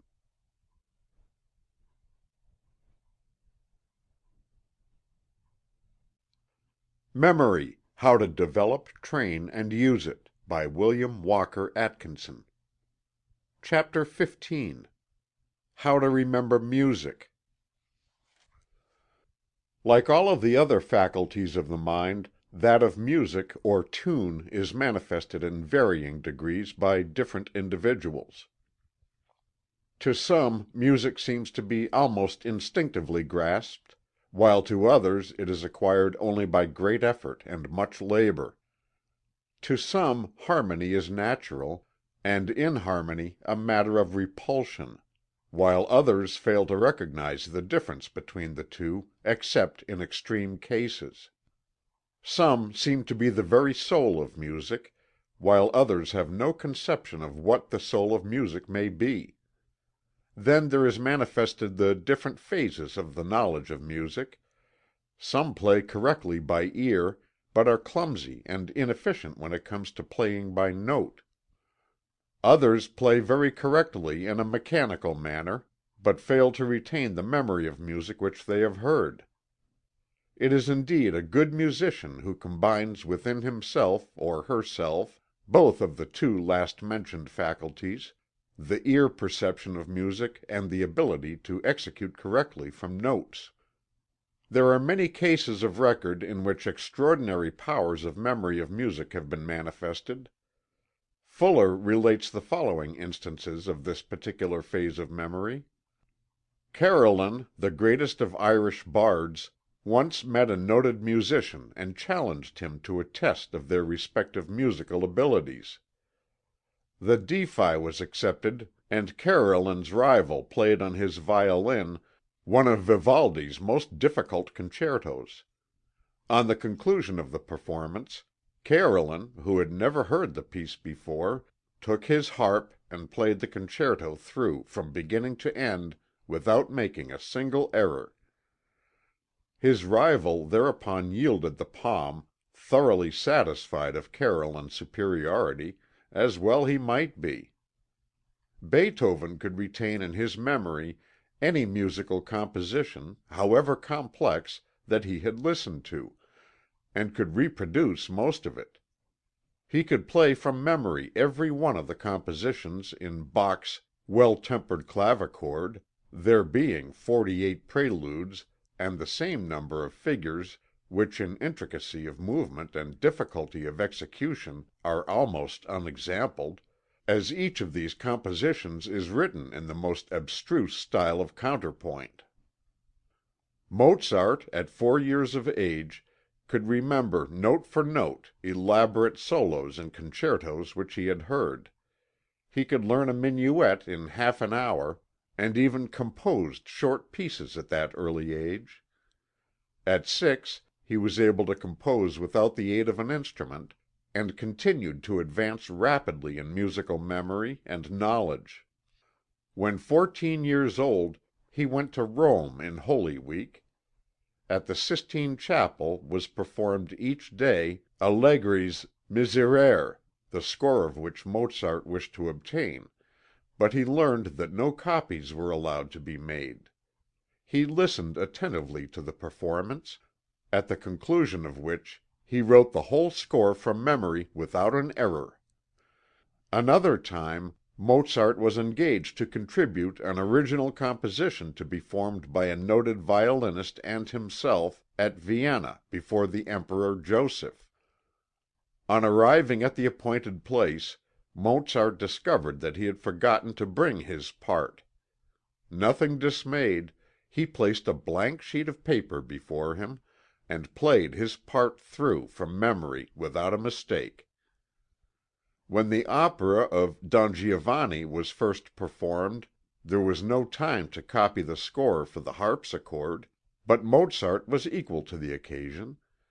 He conducted the entire opera and played the harpsichord accompaniment to the songs and choruses without a note before him. There are many well attested instances of Mendelssohn's remarkable musical memory. He once gave a grand concert in London at which his overture to Midsummer Night's Dream was produced. There was only one copy of the full score, which was taken charge of by the organist of St. Paul's Cathedral, who unfortunately left it in a hackney coach. Whereupon Mendelssohn wrote out another score from memory, without an error. At another time, when about to direct a public performance of Bach's Passion Music, he found on mounting the conductor's platform that instead of the score of the work to be performed, that of another composition had been brought by mistake. Without hesitation, Mendelssohn successfully conducted this complicated work from memory, automatically turning over leaf after leaf of the score before him as the performance progressed, so that no feeling of uneasiness might enter the minds of the orchestra and singers. Gottschalk, it is said, could play from memory several thousand compositions, including many of the works of Bach. The noted conductor Viennese rarely has the score before him in conducting an opera, knowing every note of many operas from memory. It will be seen that two phases of memory must enter into the memory of music: the memory of tune and the memory of the notes. The memory of tune of course falls into the class of ear impressions, and what has been said regarding them is also applicable to this case. The memory of notes falls into the classification of eye impressions, and the rules of this class of memory applies in this case. As to the cultivation of the memory of tune, the principal advice to be given is that the student take an active interest in all that pertains to the sound of music, and also takes every opportunity for listening to good music and endeavoring to reproduce it in the imagination or memory. Endeavor to enter into the spirit of the music until it becomes a part of yourself. Rest not content with merely hearing it, but lend yourself to a feeling of its meaning. The more the music means to you, the more easily you will remember it. The plan followed by many students, particularly those of vocal music, is to have a few bars of a piece played over to them several times, until they are able to hum it correctly, then a few more are added, and then a few more, and so on. Each edition must be reviewed in connection with that which was learned before, so that the chain of association may be kept unbroken. The principle is the same as the child learning his ABC. He remembers B because it follows A. By this constant addition of just a little bit more, accompanied by frequent reviews, long and difficult pieces may be memorized. The memory of notes may be developed by the method above named, the method of learning a few bars well, and then adding a few more, and frequently reviewing as far as you have learned, forging the links of association as you go along by frequent practice. The method being entirely that of eye impression and subject to its rules, you must observe the idea of visualization, that is, learning each bar until you can see it in your mind's eye as you proceed. But in this, as in many other eye impressions, you will find that you will be greatly aided by your memory of the sound of the notes, in addition to their appearance. Try to associate the two as much as possible, so that when you see a note you will hear the sound of it, and when you hear a note sounded, you will see it as it appears on the score. This combining of the impressions of both sight and sound will give you the benefit of the double sense impression, which results in doubling your memory efficiency. In addition to visualizing the notes themselves, the student should add the appearance of the various symbols denoting the key, the time, the movement, expression, etc., so that he may hum the air from the visualized notes with expression and with correct interpretation. Changes of key, time, or movement should be carefully noted in the memorization of the notes. Memorize the feeling of that particular portion of the score, that you may not only see and hear it, but also feel that which you are recalling. We would advise the student to practice memorizing simple songs at first, for various reasons. One of these reasons is that these songs lend themselves readily to memorizing, and the chain of easy association is usually maintained throughout. In this phase of memory, as in all others, we add the advice to take interest, bestow attention, and practice and exercise as often as possible. You may have tired of these words, but they constitute the main principles of the development of a retentive memory. Things must be impressed upon the memory before they may be recalled. This should be remembered in every consideration of the subject. End of chapter 15.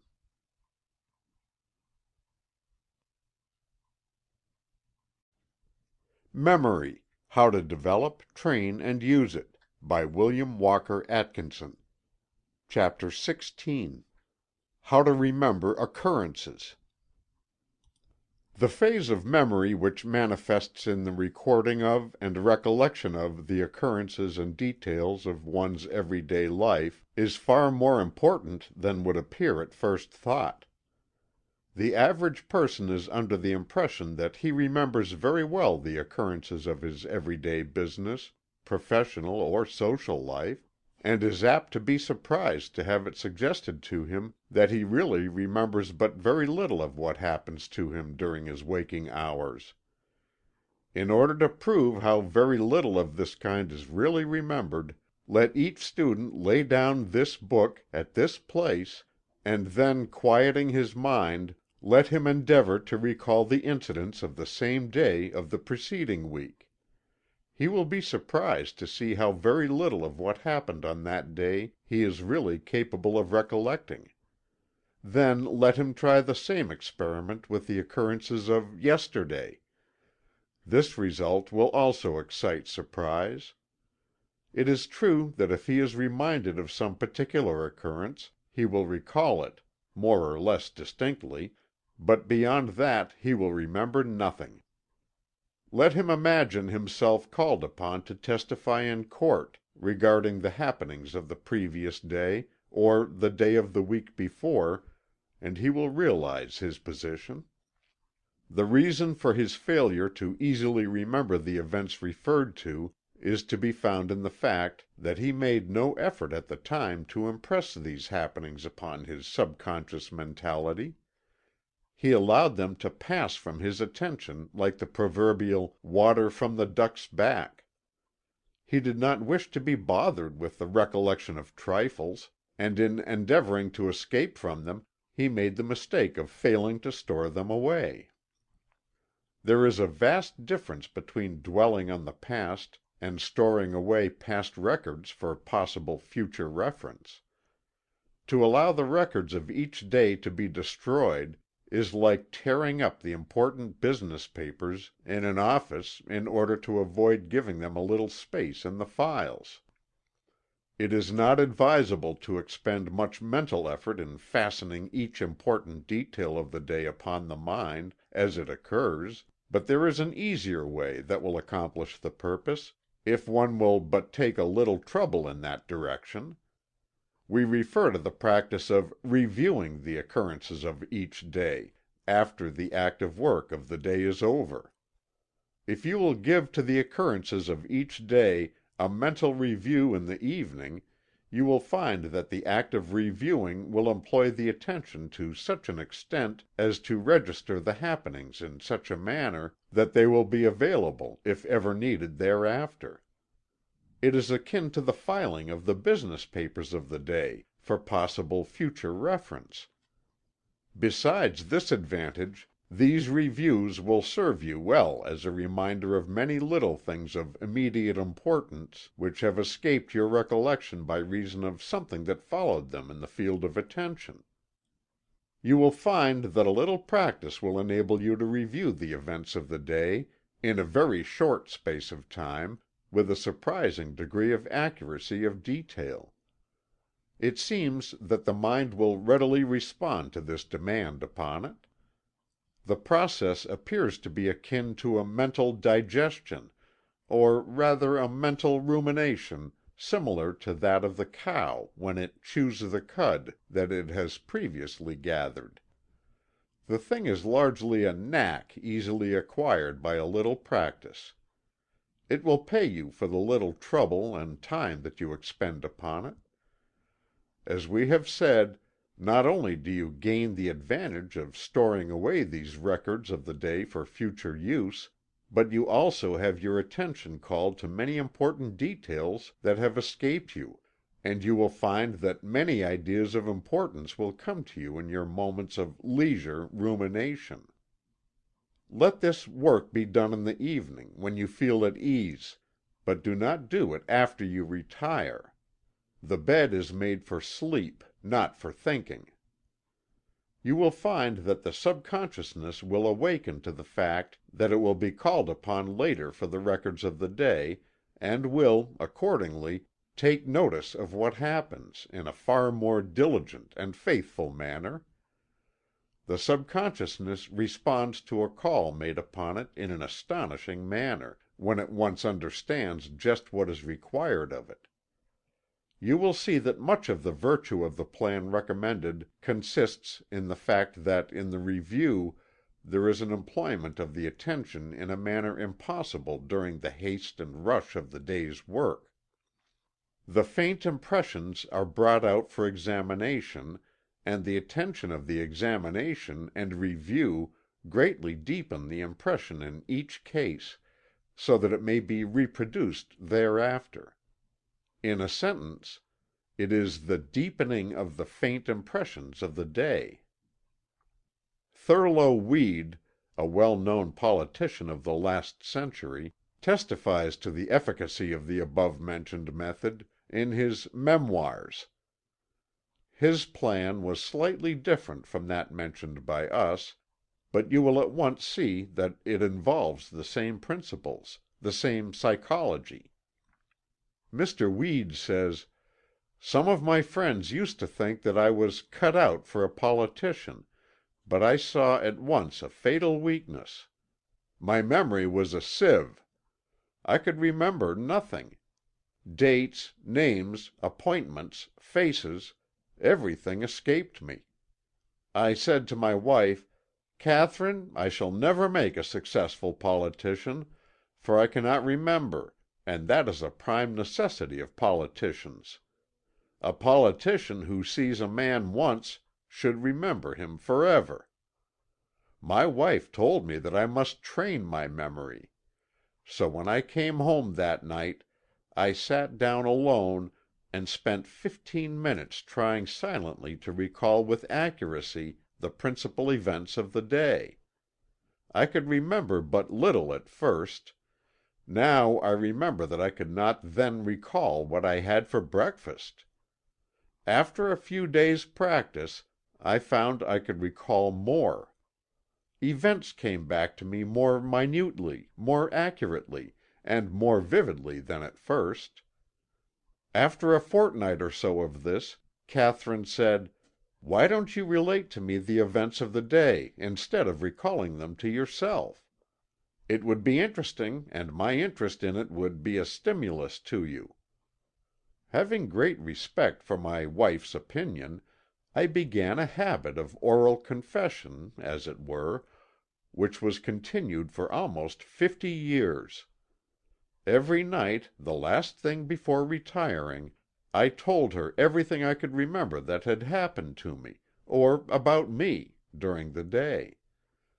I generally recalled the very dishes I had for breakfast, dinner, and tea, the people I had seen, and what they had said, the editorials I had written for my paper, giving her a brief abstract of them. I mentioned all the letters I had seen and received, and the very language used, as nearly as possible. When I had walked or ridden, I told her everything that had come within my observation. I found that I could say my lesson better and better every year, and instead of the practice growing irksome, it became a pleasure to go over again the events of the day.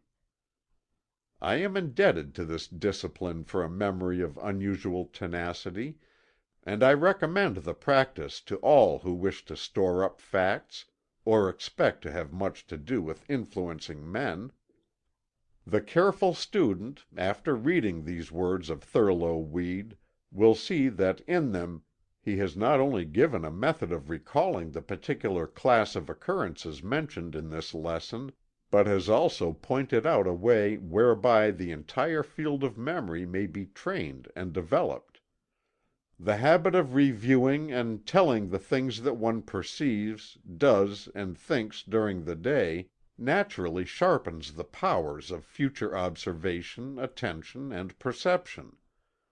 If you are witnessing a thing which you know that you will be called upon to describe to another person, you will instinctively apply your attention to it. The knowledge that you will be called upon for a description of a thing will give the zest of interest or necessity to it, which may be lacking otherwise. If you will sense things with the knowledge that you will be called upon to tell of them later on, you will give the interest and attention that go to make sharp, clear, and deep impressions on the memory. In this case, the seeing and hearing has a meaning to you, and a purpose. In addition to this, the work of review establishes a desirable habit of mind. If you don't care to relate the occurrences to another person, learn to tell them to yourself in the evening. Play the part yourself. There is a valuable secret of memory embedded in this chapter, if you are wise enough to apply it. End of chapter 16.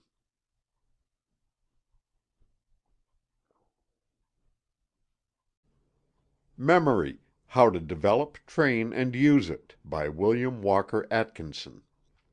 Chapter 17. How to Remember Facts. In speaking of this phase of memory, we use the word "fact" in the sense of an ascertained item of knowledge, rather than in the sense of a happening, etc. In this sense, the memory of facts is the ability to store away and recollect items of knowledge, bearing upon some particular thing under consideration. If we are considering the subject of horse, the facts that we wish to remember are the various items of information and knowledge regarding the horse that we have acquired during our experience, facts that we have seen, heard, or read regarding the animal in question, and to that which concerns it.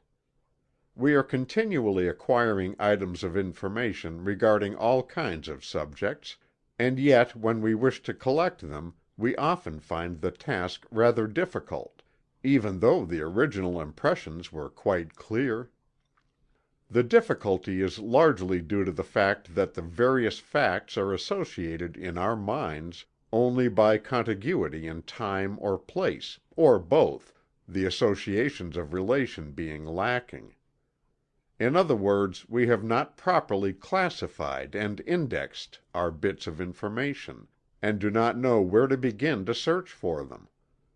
It is like the confusion of the business man who kept all his papers in a barrel, without index or order.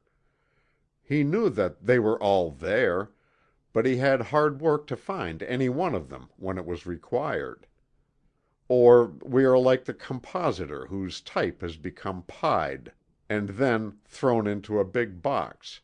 When he attempts to set up a book page, he will find it very difficult, if not impossible, whereas if each letter were in its proper box, he would set up the page in a short time. This matter of association by relation is one of the most important things in the whole subject of thought, and the degree of correct and efficient thinking depends materially upon it. It does not suffice us to merely know a thing, we must know where to find it when we want it. As old Judge Sharswood of Pennsylvania once said, "It is not so much to know the law as to know where to find it." Kay says, "Over the associations formed by contiguity in time or space we have but little control. They are in a manner accidental, depending upon the order in which the objects present themselves to the mind. On the other hand, association by similarity is largely put in our own power, for we, in a measure, select those objects that are to be associated, and bring them together in the mind. We must be careful, however, only to associate together such things as we wish to be associated together, and to recall each other, and the associations we form should be based on fundamental and essential, and not upon mere superficial or casual resemblances. When things are associated by their accidental, and not by their essential qualities, by their superficial and not by their fundamental relations, they will not be available when wanted, and will be of little real use. When we associate what is new with what most nearly resembles it in the mind already, we give it its proper place in our fabric of thought. By means of association by similarity, we tie up our ideas, as it were, in separate bundles, and it is of the utmost importance that all the ideas that most nearly resemble each other be in one bundle. The best way to acquire correct associations, and many of them, for a separate fact that you wish to store away so that it may be recollected when needed, some useful bit of information or interesting bit of knowledge that may come in handy later on, is to analyze it and its relations. This may be done by asking yourself questions about it. Each thing that you associate it with in your answers being just one additional cross-index, whereby you may find it readily when you want it. As Kay says, "The principle of asking questions and obtaining answers to them may be said to characterize all intellectual effort." This is the method by which Socrates and Plato drew out the knowledge of their pupils, filling in the gaps and attaching new facts to those already known. When you wish to so consider a fact, ask yourself the following questions about it. 1. Where did it come from or originate? 2. What caused it? 3. What history or record has it? 4. What are its attributes, qualities, and characteristics? 5. What things can I most readily associate with it? What is it like? 6. What is it good for? How may it be used? What can I do with it? 7. What does it prove? What can be deduced from it? 8. What are its natural results? What happens because of it? 9. What is its future, and its natural or probable end or finish? 10. What do I think of it on the whole? What are my general impressions regarding it? 11. What do I know about it, in the way of general information? 12. What have I heard about it, and from whom, and when? If you will take the trouble to put any fact through the above rigid examination, you will not only attach it to hundreds of convenient and familiar other facts, so that you will remember it readily upon occasion, but you will also create a new subject of general information in your mind, of which this particular fact will be the central thought.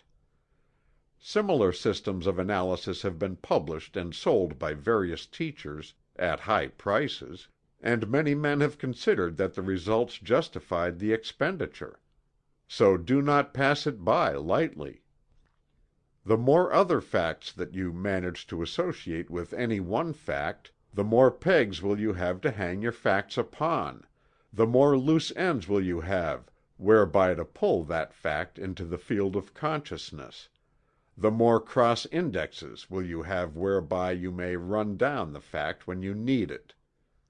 The more associations you attach to a fact, the more meaning does that fact have for you, and the more interest will be created regarding it in your mind. Moreover, by so doing, you make very probable the automatic or involuntary recollection of that fact, when you are thinking of some of its associated subjects. That is, it will come into your mind naturally in connection with something else, in a "that reminds me" fashion. And the oftener that you are involuntarily reminded of it, the clearer and deeper does its impression become on the records of your memory. The oftener you use a fact, the easier does it become to recall it when needed. The favorite pen of a man is always at his hand in a remembered position, while the less used eraser or similar thing has to be searched for, often without success. And the more associations that you bestow upon a fact, the oftener it is likely to be used. Another point to be remembered is that the future association of a fact depends very much upon your system of filing away facts. If you will think of this when endeavoring to store away a fact for future reference, you will be very apt to find the best mental pigeonhole for it. File it away with the thing it most resembles, or to which it has the most familiar relationship. The child does this involuntarily; it is nature's own way. For instance, the child sees a zebra; it files away that animal as a donkey with stripes; a giraffe as a long-necked horse; a camel as a horse with long crooked legs, long neck, and humps on its back. The child always attaches its new knowledge or fact onto some familiar fact or bit of knowledge. Sometimes the result is startling, but the child remembers by means of it nevertheless. The grown-up children will do well to build similar connecting links of memory. Attach the new things to some old familiar thing. It is easy when you once have the knack of it. The table of questions given a little farther back will bring to mind many connecting links. Use them. If you need any proof of the importance of association by relation and of the laws governing its action, you have but to recall the ordinary train of thought, or train of images in the mind, of which we become conscious when we are day-dreaming, or indulging in reverie, or even in general thought regarding any subject. You will see that every mental image or idea or recollection is associated with and connected to the preceding thought and the one following it.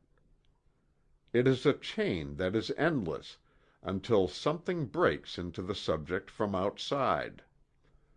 A fact flashes into your mind, apparently from space, and without any reference to anything else.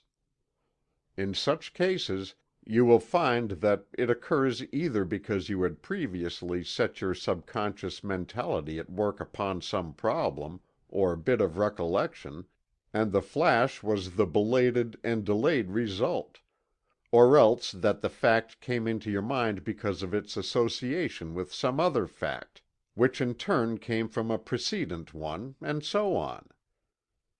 You hear a distant railroad whistle, and you think of a train, then of a journey, then of some distant place, then of someone in that place, then of some event in the life of that person, then of a similar event in the life of another person, then of that other person, then of his or her brother, then of that brother's last business venture, then of that business, then of some other business resembling it. then of some people in that other business, then of their dealings with a man you know, then of the fact that another man of a similar name to the last man owes you some money, then of your determination to get that money. Then you make a memorandum to place the claim in the hands of a lawyer to see whether it cannot be collected now, although the man was execution-proof last year. From distant locomotive whistle to the possible collection of the account. And yet, the links forgotten, the man will say that he just happened to think of the debtor, or that it somehow flashed right into my mind, etc. But it was nothing but the law of association, that's all. Moreover, you will now find that whenever you hear mentioned the term association of mental ideas, etc., you will remember the above illustration, or part of it. We have forged a new link in the chain of association for you, and years from now it will appear in your thoughts. End of chapter 17.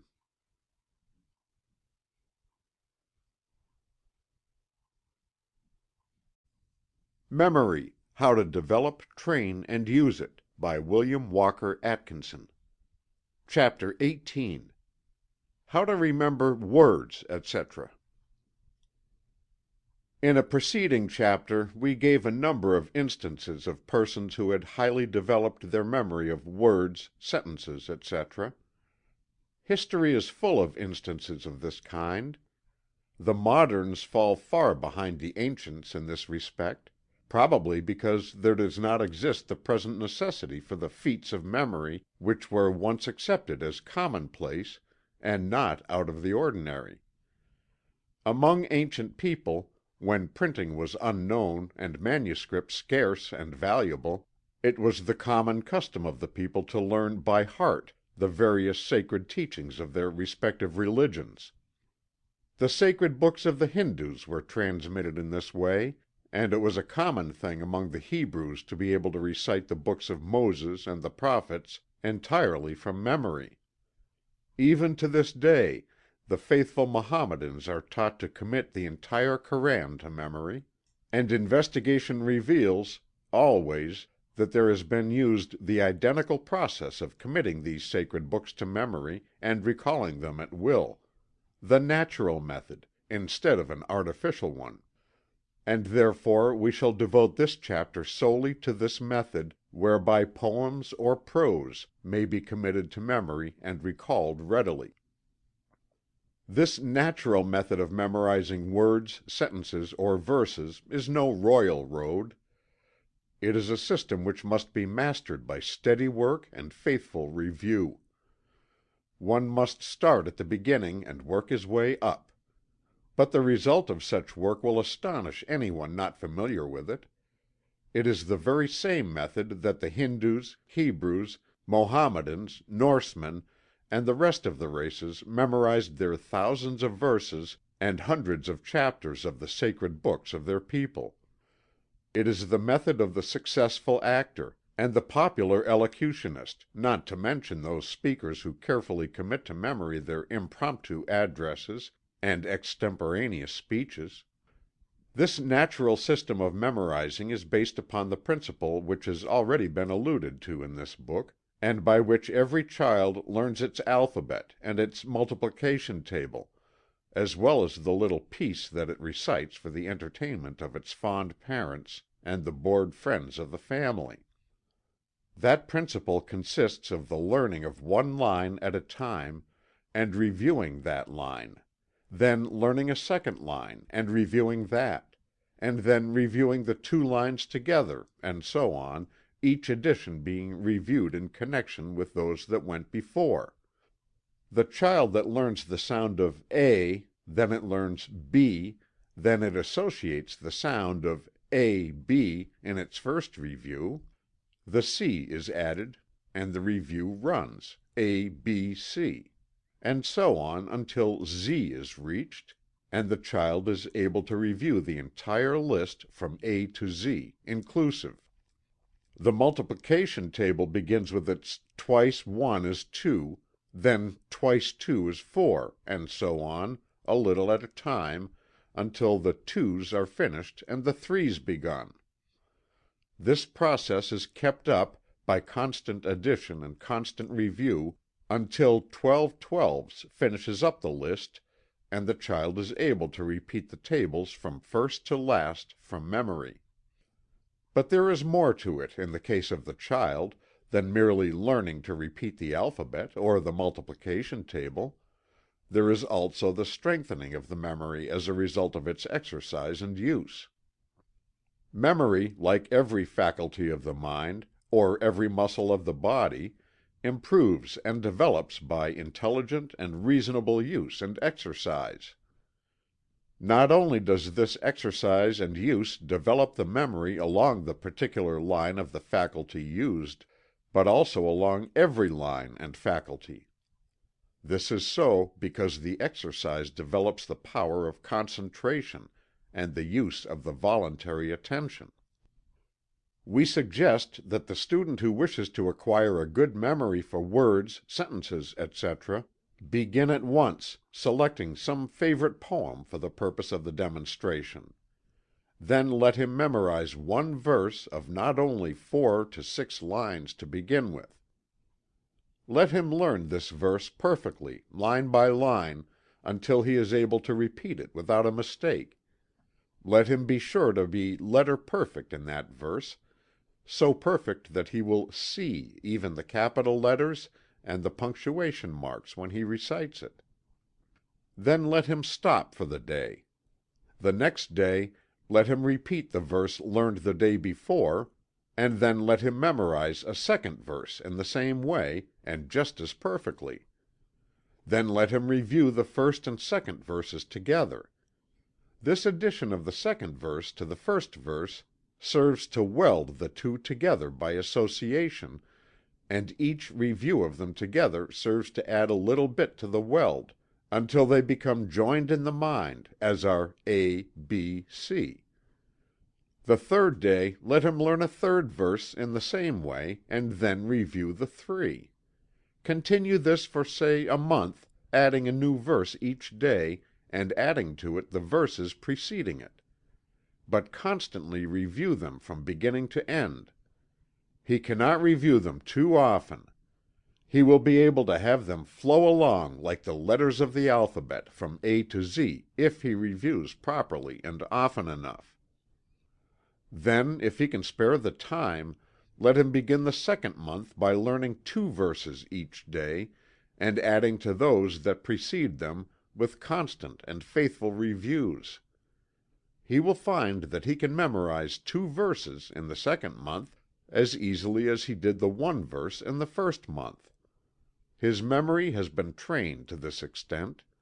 And so he may proceed from month to month, adding an extra verse to his daily task, until he is unable to spare the time for all the work, or until he feels satisfied with what he has accomplished. Let him use moderation and not try to become a phenomenon. Let him avoid overstraining.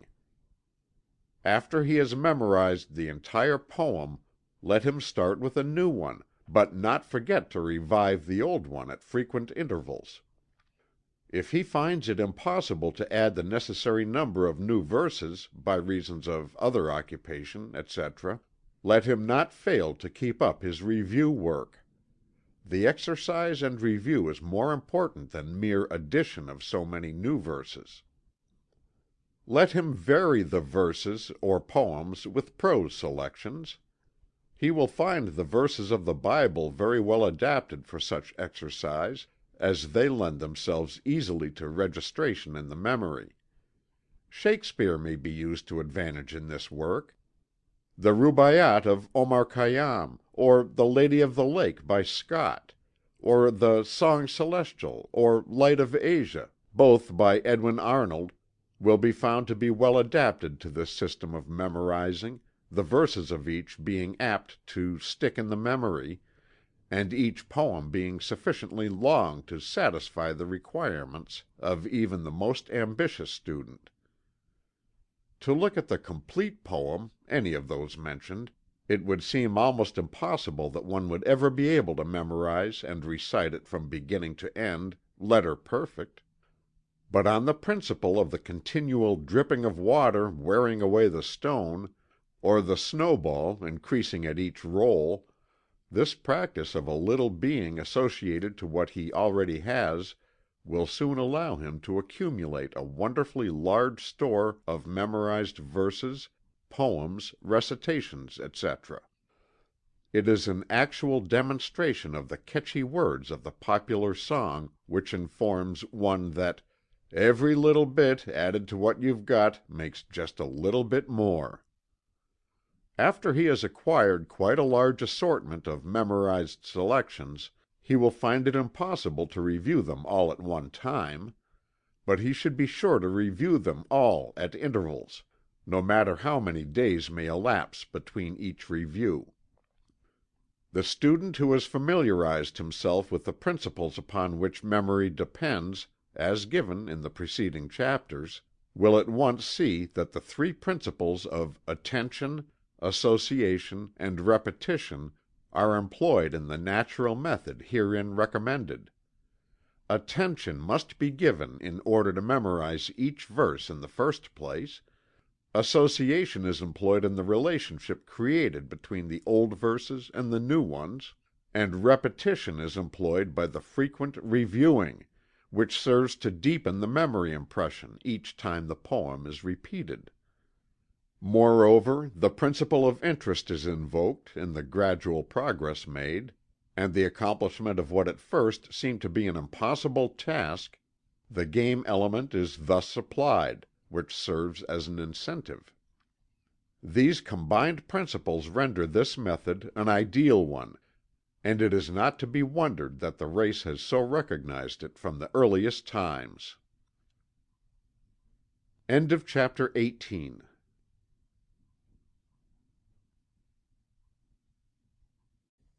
Memory: How to Develop, Train, and Use It, by William Walker Atkinson.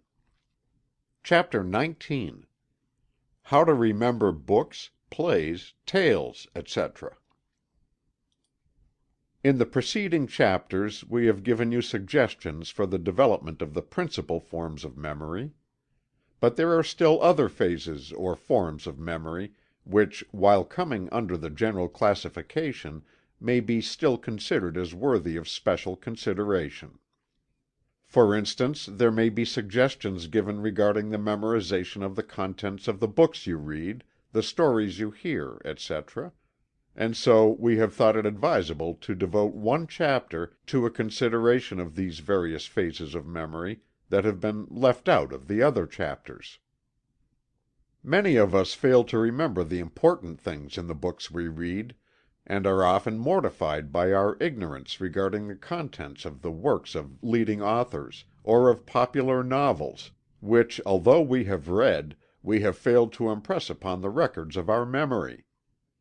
Of course, we must begin by reminding you of the ever-present necessity of interest and attention. We cannot escape from these principles of the memory. The trouble with the majority of people is that they read books to kill time, as a sort of mental narcotic or anesthetic, instead of for the purpose of obtaining something of interest from them. By this course, we not only lose all that may be of importance or value in the book, but also acquire the habit of careless reading and inattention. The prevalence of the habit of reading many newspapers and trashy novels is responsible for the apparent inability of many persons to intelligently absorb and remember the contents of a book worth while when they do happen to take up such a one. But still, even the most careless reader may improve himself and cure the habit of inattention and careless reading. Noah Porter says, "We have not read an author till we have seen his object, whatever it may be, as he saw it." Also, read with attention. This is the rule that takes precedence of all others. It stands instead of a score of minor directions. Indeed, it comprehends them all, and is the golden rule. The page should be read as if it were never to be seen a second time. The mental eye should be fixed as if there were no other object to think of. The memory should grasp the facts like a vise. The impressions should be distinctly and sharply received. It is not necessary, nor is it advisable to attempt to memorize the text of a book, excepting, perhaps, a few passages that may seem worthy to be treasured up word for word. The principal thing to be remembered about a book is its meaning, what it is about. Then may follow the general outline and the details of the story, essay, treatise, or whatever it may be. The question that should be asked oneself, after the book is completed, or after the completion of some particular part of the book, is, what was the writer's idea? What did he wish to say? Get the idea of the writer. By taking this mental attitude, you practically place yourself in the place of the writer, and thus take part in the idea of the book. You thus view it from the inside rather than from the outside. You place yourself at the center of the thing instead of upon its circumference. If the book be a history, biography, autobiography, narrative, or story of fact or fiction, you will find it of value to visualize its occurrences as the story unfolds. That is, endeavor to form at least a faint mental picture of the events related, so that you can see them in your mind's eye, or imagination. Use your imagination in connection with the mechanical reading. In this way you build up a series of mental pictures which will be impressed upon your mind, and which will be remembered just as are the scenes of a play that you have witnessed, or an actual event that you have seen, only less distinct, of course. Particularly you should endeavor to form a clear mental picture of each character, until each one is endowed with at least a semblance of reality to you. By doing this, you will impart a naturalness to the events of the story, and you will obtain a new pleasure from your reading. Of course, this plan will make you read more slowly, and many trashy tales will cease to interest you, for they do not contain the real elements of interest, but this is no loss, but is a decided gain for you. At the end of each reading, take the time to mentally review the progress of the story. Let the characters and scenes pass before your mental vision as in a moving picture. And when the book is finally completed, review it as a whole. By following this course, you will not only acquire the habit of easily remembering the tales and books that you have read, but will also obtain much pleasure by rereading favorite stories in your imagination, years after. You will find that your favorite characters will take on a new reality for you, and will become as old friends in whose company you may enjoy yourself at any time, and whom you may dismiss when they tire you, without offense. In the case of scientific treatises, essays, etc., you may follow a similar plan by dividing the work into small sections and mentally reviewing the thought, not the words, of each section until you make it your own, and then by adding new sections to your review you may gradually absorb and master the entire work. All this requires time, work, and patience, but you will be repaid for your expenditure. You will find that this plan will soon render you impatient at books of little consequence, and will drive you to the best books on any given subject. You will begin to begrudge your time and attention, and hesitate about bestowing them upon any but the very best books. But in this you gain. In order to fully acquaint yourself with a book, before reading it you should familiarize yourself with its general character. To do this you should pay attention to the full title, and the subtitle if there be any, the name of the author, and the list of other books that he has written, if they are noted on the title page, or the one preceding it, according to the usual custom. you should read the preface and study carefully the table of contents, that you may know the field or general subject covered by the book. In other words, endeavor to get the general outline of the book, into which you may afterwards fill in the details. In reading a book of serious import, you should make it a point to fully grasp the meaning of each paragraph before passing on to the next one. Let nothing pass you that you do not understand, at least in a general way. Consult the dictionary for words not familiar to you, so that you may grasp the full idea intended to be expressed. At the end of each chapter, section, and part, you should review that which you have read, until you are able to form a mental picture of the general ideas contained therein. To those who wish to remember the dramatic productions that they have attended, we would say that the principles above mentioned may be applied to this form of memory as well as to the memory of books. By taking an interest in each character as it appears, by studying carefully each action and scene, and then reviewing each act in the intervals between the acts, and by finally reviewing the entire play after your return home, you will fasten the whole play as a complete mental picture on the records of your memory. If you have acquainted yourself with what we have just said regarding the recollection of the contents of books, you will be able to modify and adapt them to the purpose of recollecting plays and dramatic productions. You will find that the oftener you review a play, the more clearly you will remember it. Many little details overlooked at first will come into the field of consciousness and fit into their proper places. Sermons, lectures, and other discourses may be remembered by bestowing interest and attention upon them, and by attempting to grasp each general idea advanced, and by noting the passage from one general idea to another. If you will practice this a few times, you will find that when you come to review the discourse, and this you should always do, it is the natural way of developing memory, the little details will come up and fit into their proper places. In this form of memory, the important thing is to train the memory by exercise and review. You will find that at each review of a discourse you will have made progress. By practice and exercise, the subconscious mentality will do better work, and will show that it is rising to its new responsibilities. You have allowed it to sleep during the many discourses to which you have listened, and it must be taught new habits.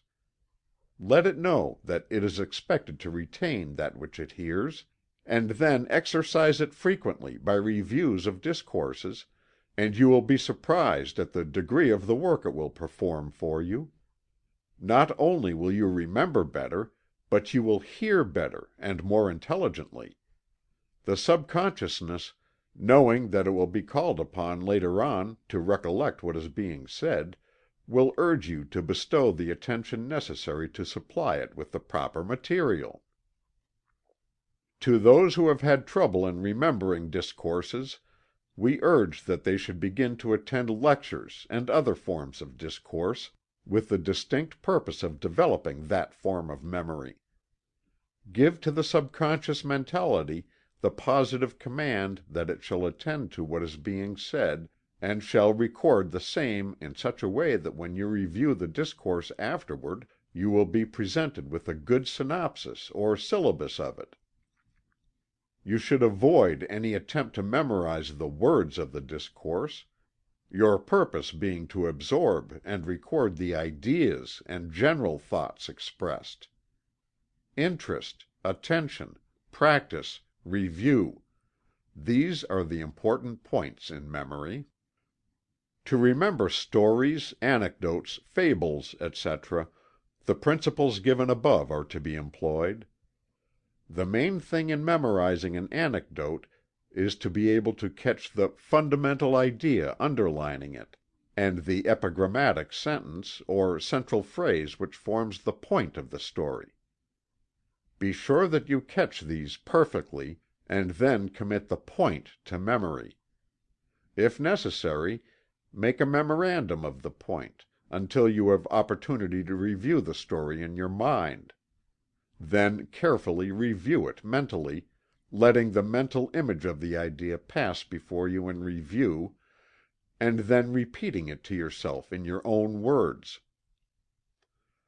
By rehearsing and reviewing the story, you make it your own, and will be able to relate it afterward just as you would something that you had actually experienced. So true is this principle, that when carried too far, it endows the story with a false sense of actuality. Who has not known men who told a story so often that they came actually to believe it themselves? Do not carry the principle to this extreme, but use it in moderation. The trouble with many men is that they attempt to repeat a tale, long after they have heard it, without reviewing or rehearsing in the meantime. Consequently, they omit many important points, because they have failed to impress the story as a whole upon the memory. In order to know an anecdote properly, one should be able to see its characters and incidents, just as he does when he sees an illustrated joke in a comic paper.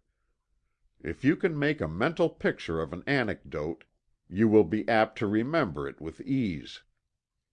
The noted storytellers review and rehearse their jokes, and have been known to try them on their unsuspecting friends in order to get the benefit of practice, before relating them in public. This practice has been called by flippant people "trying it on the dog." But it has its good points and advantages. It at least saves one the mortification of being compelled to finish up a long drawn out tale by, I'm afraid I've forgotten just how that story ended, but it was a good one. End of chapter 19.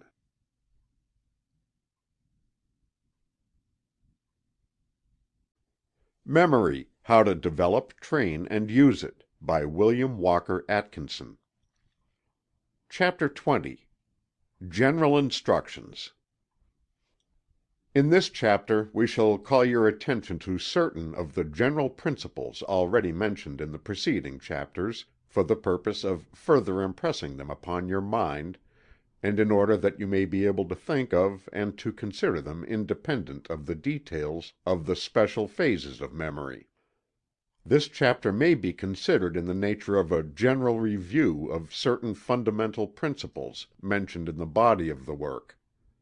Point 1. Give to the things that you wish to memorize as great a degree of concentrated attention as possible.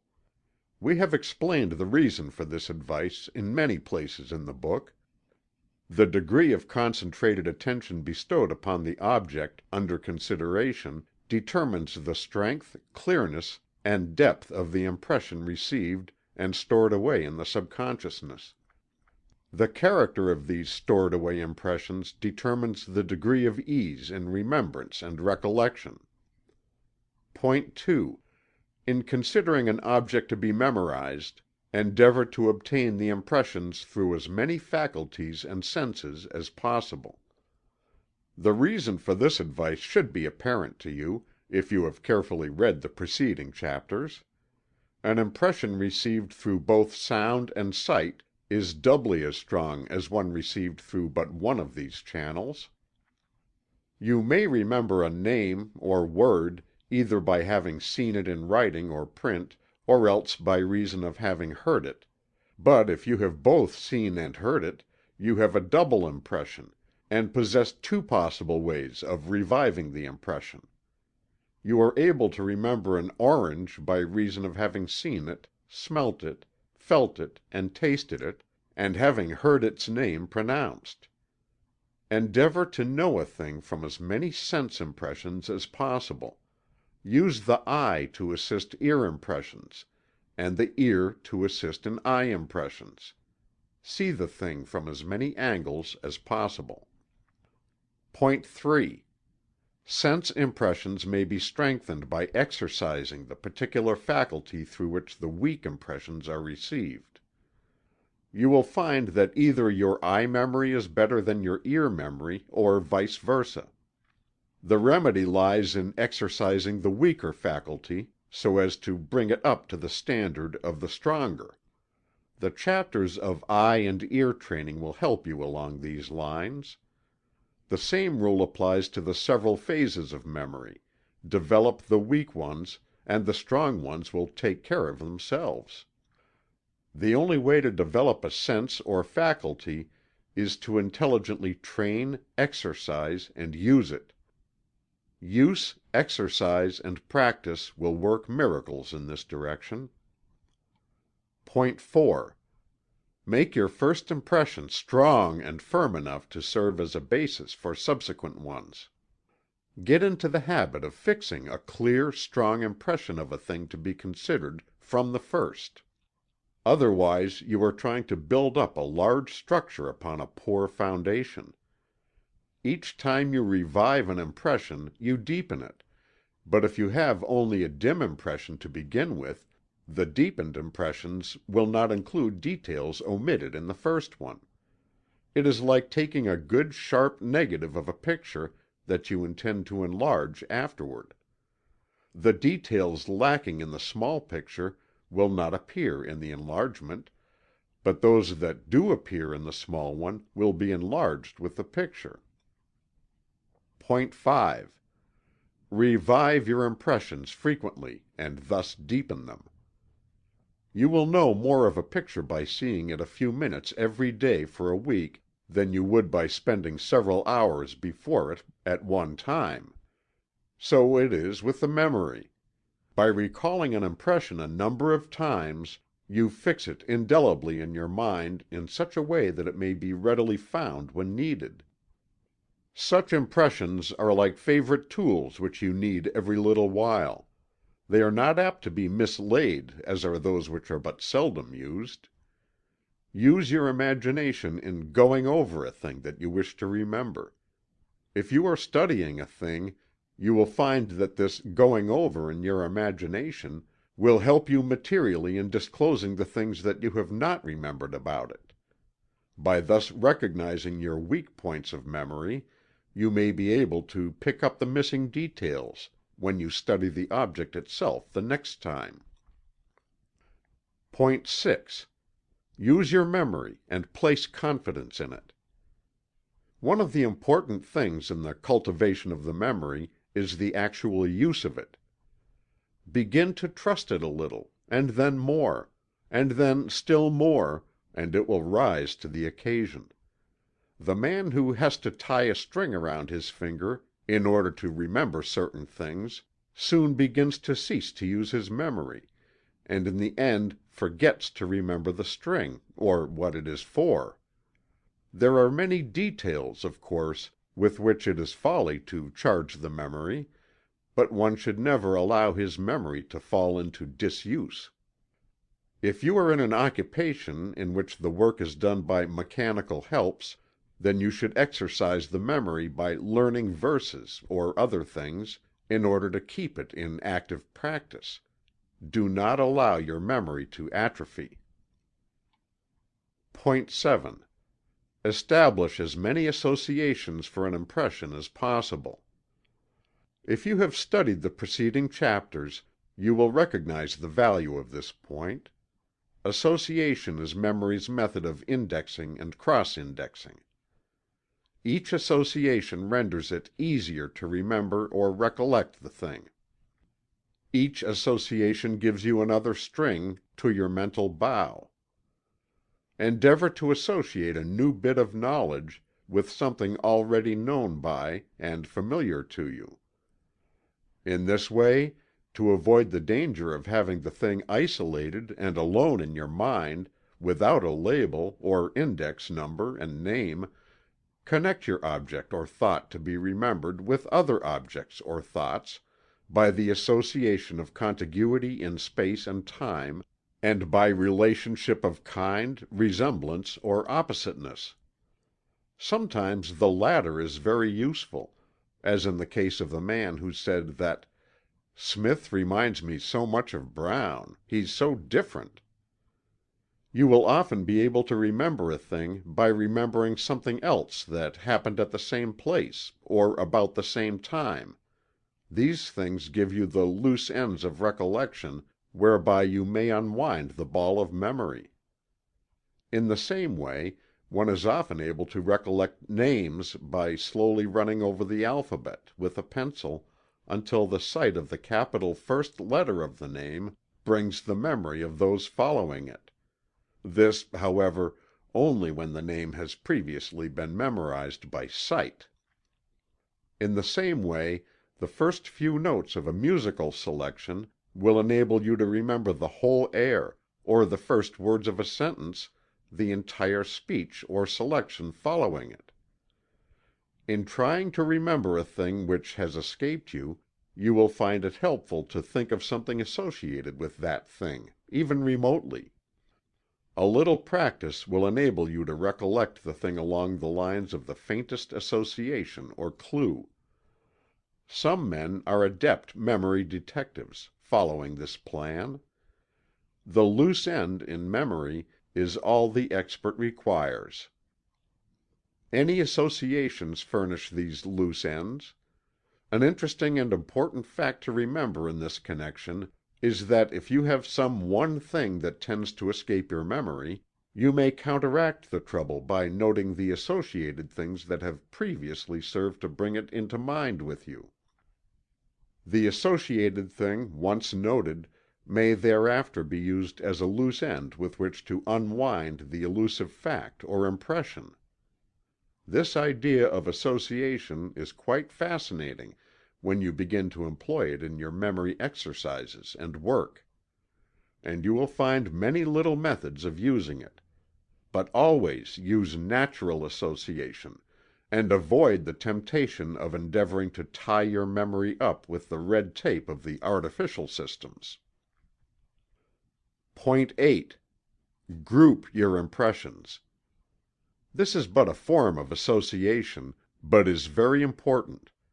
If you can arrange your bits of knowledge and fact into logical groups, you will always be master of your subject. By associating your knowledge with other knowledge along the same general lines, both by resemblances and by opposites, you will be able to find what you need just when you need it. Napoleon Bonaparte had a mind trained along these lines. He said that his memory was like a large case of small drawers and pigeonholes, in which he filed his information according to its kind. In order to do this, he used the methods mentioned in this book of comparing the new thing with the old ones, and then deciding into which group it naturally fitted. This is largely a matter of practice and knack, but it may be acquired by a little thought and care, aided by practice. And it will repay one well for the trouble in acquiring it. The following table will be found useful in classifying objects, ideas, facts, etc., so as to correlate and associate them with other facts of a like kind. The table is to be used in the line of questions addressed to oneself regarding the thing under consideration. It somewhat resembles the table of questions given in Chapter 17 of this book, but has the advantage of brevity. Memorize this table and use it. You will be delighted at the results, after you have caught the knack of applying it. Query Table. Ask yourself the following questions regarding the thing under consideration. It will draw out many bits of information and associated knowledge in your mind. 1. What? 2. Whence? 3. Where? 4. When? 5. How? 6. Why? 7. Whither? While the above 7 queries are given you as a means of acquiring clear impressions and associations, they will also serve as a magic key to knowledge, if you use them intelligently. If you can answer these questions regarding anything, you will know a great deal about that particular thing. And after you have answered them fully, there will be but little unexpressed knowledge regarding that thing left in your memory. Try them on one thing; you cannot understand them otherwise, unless you have a very good imagination. Fini. End of Chapter 20. End of Memory: How to Develop, Train and Use It, by William Walker Atkinson. This recording has been by Roger Moline.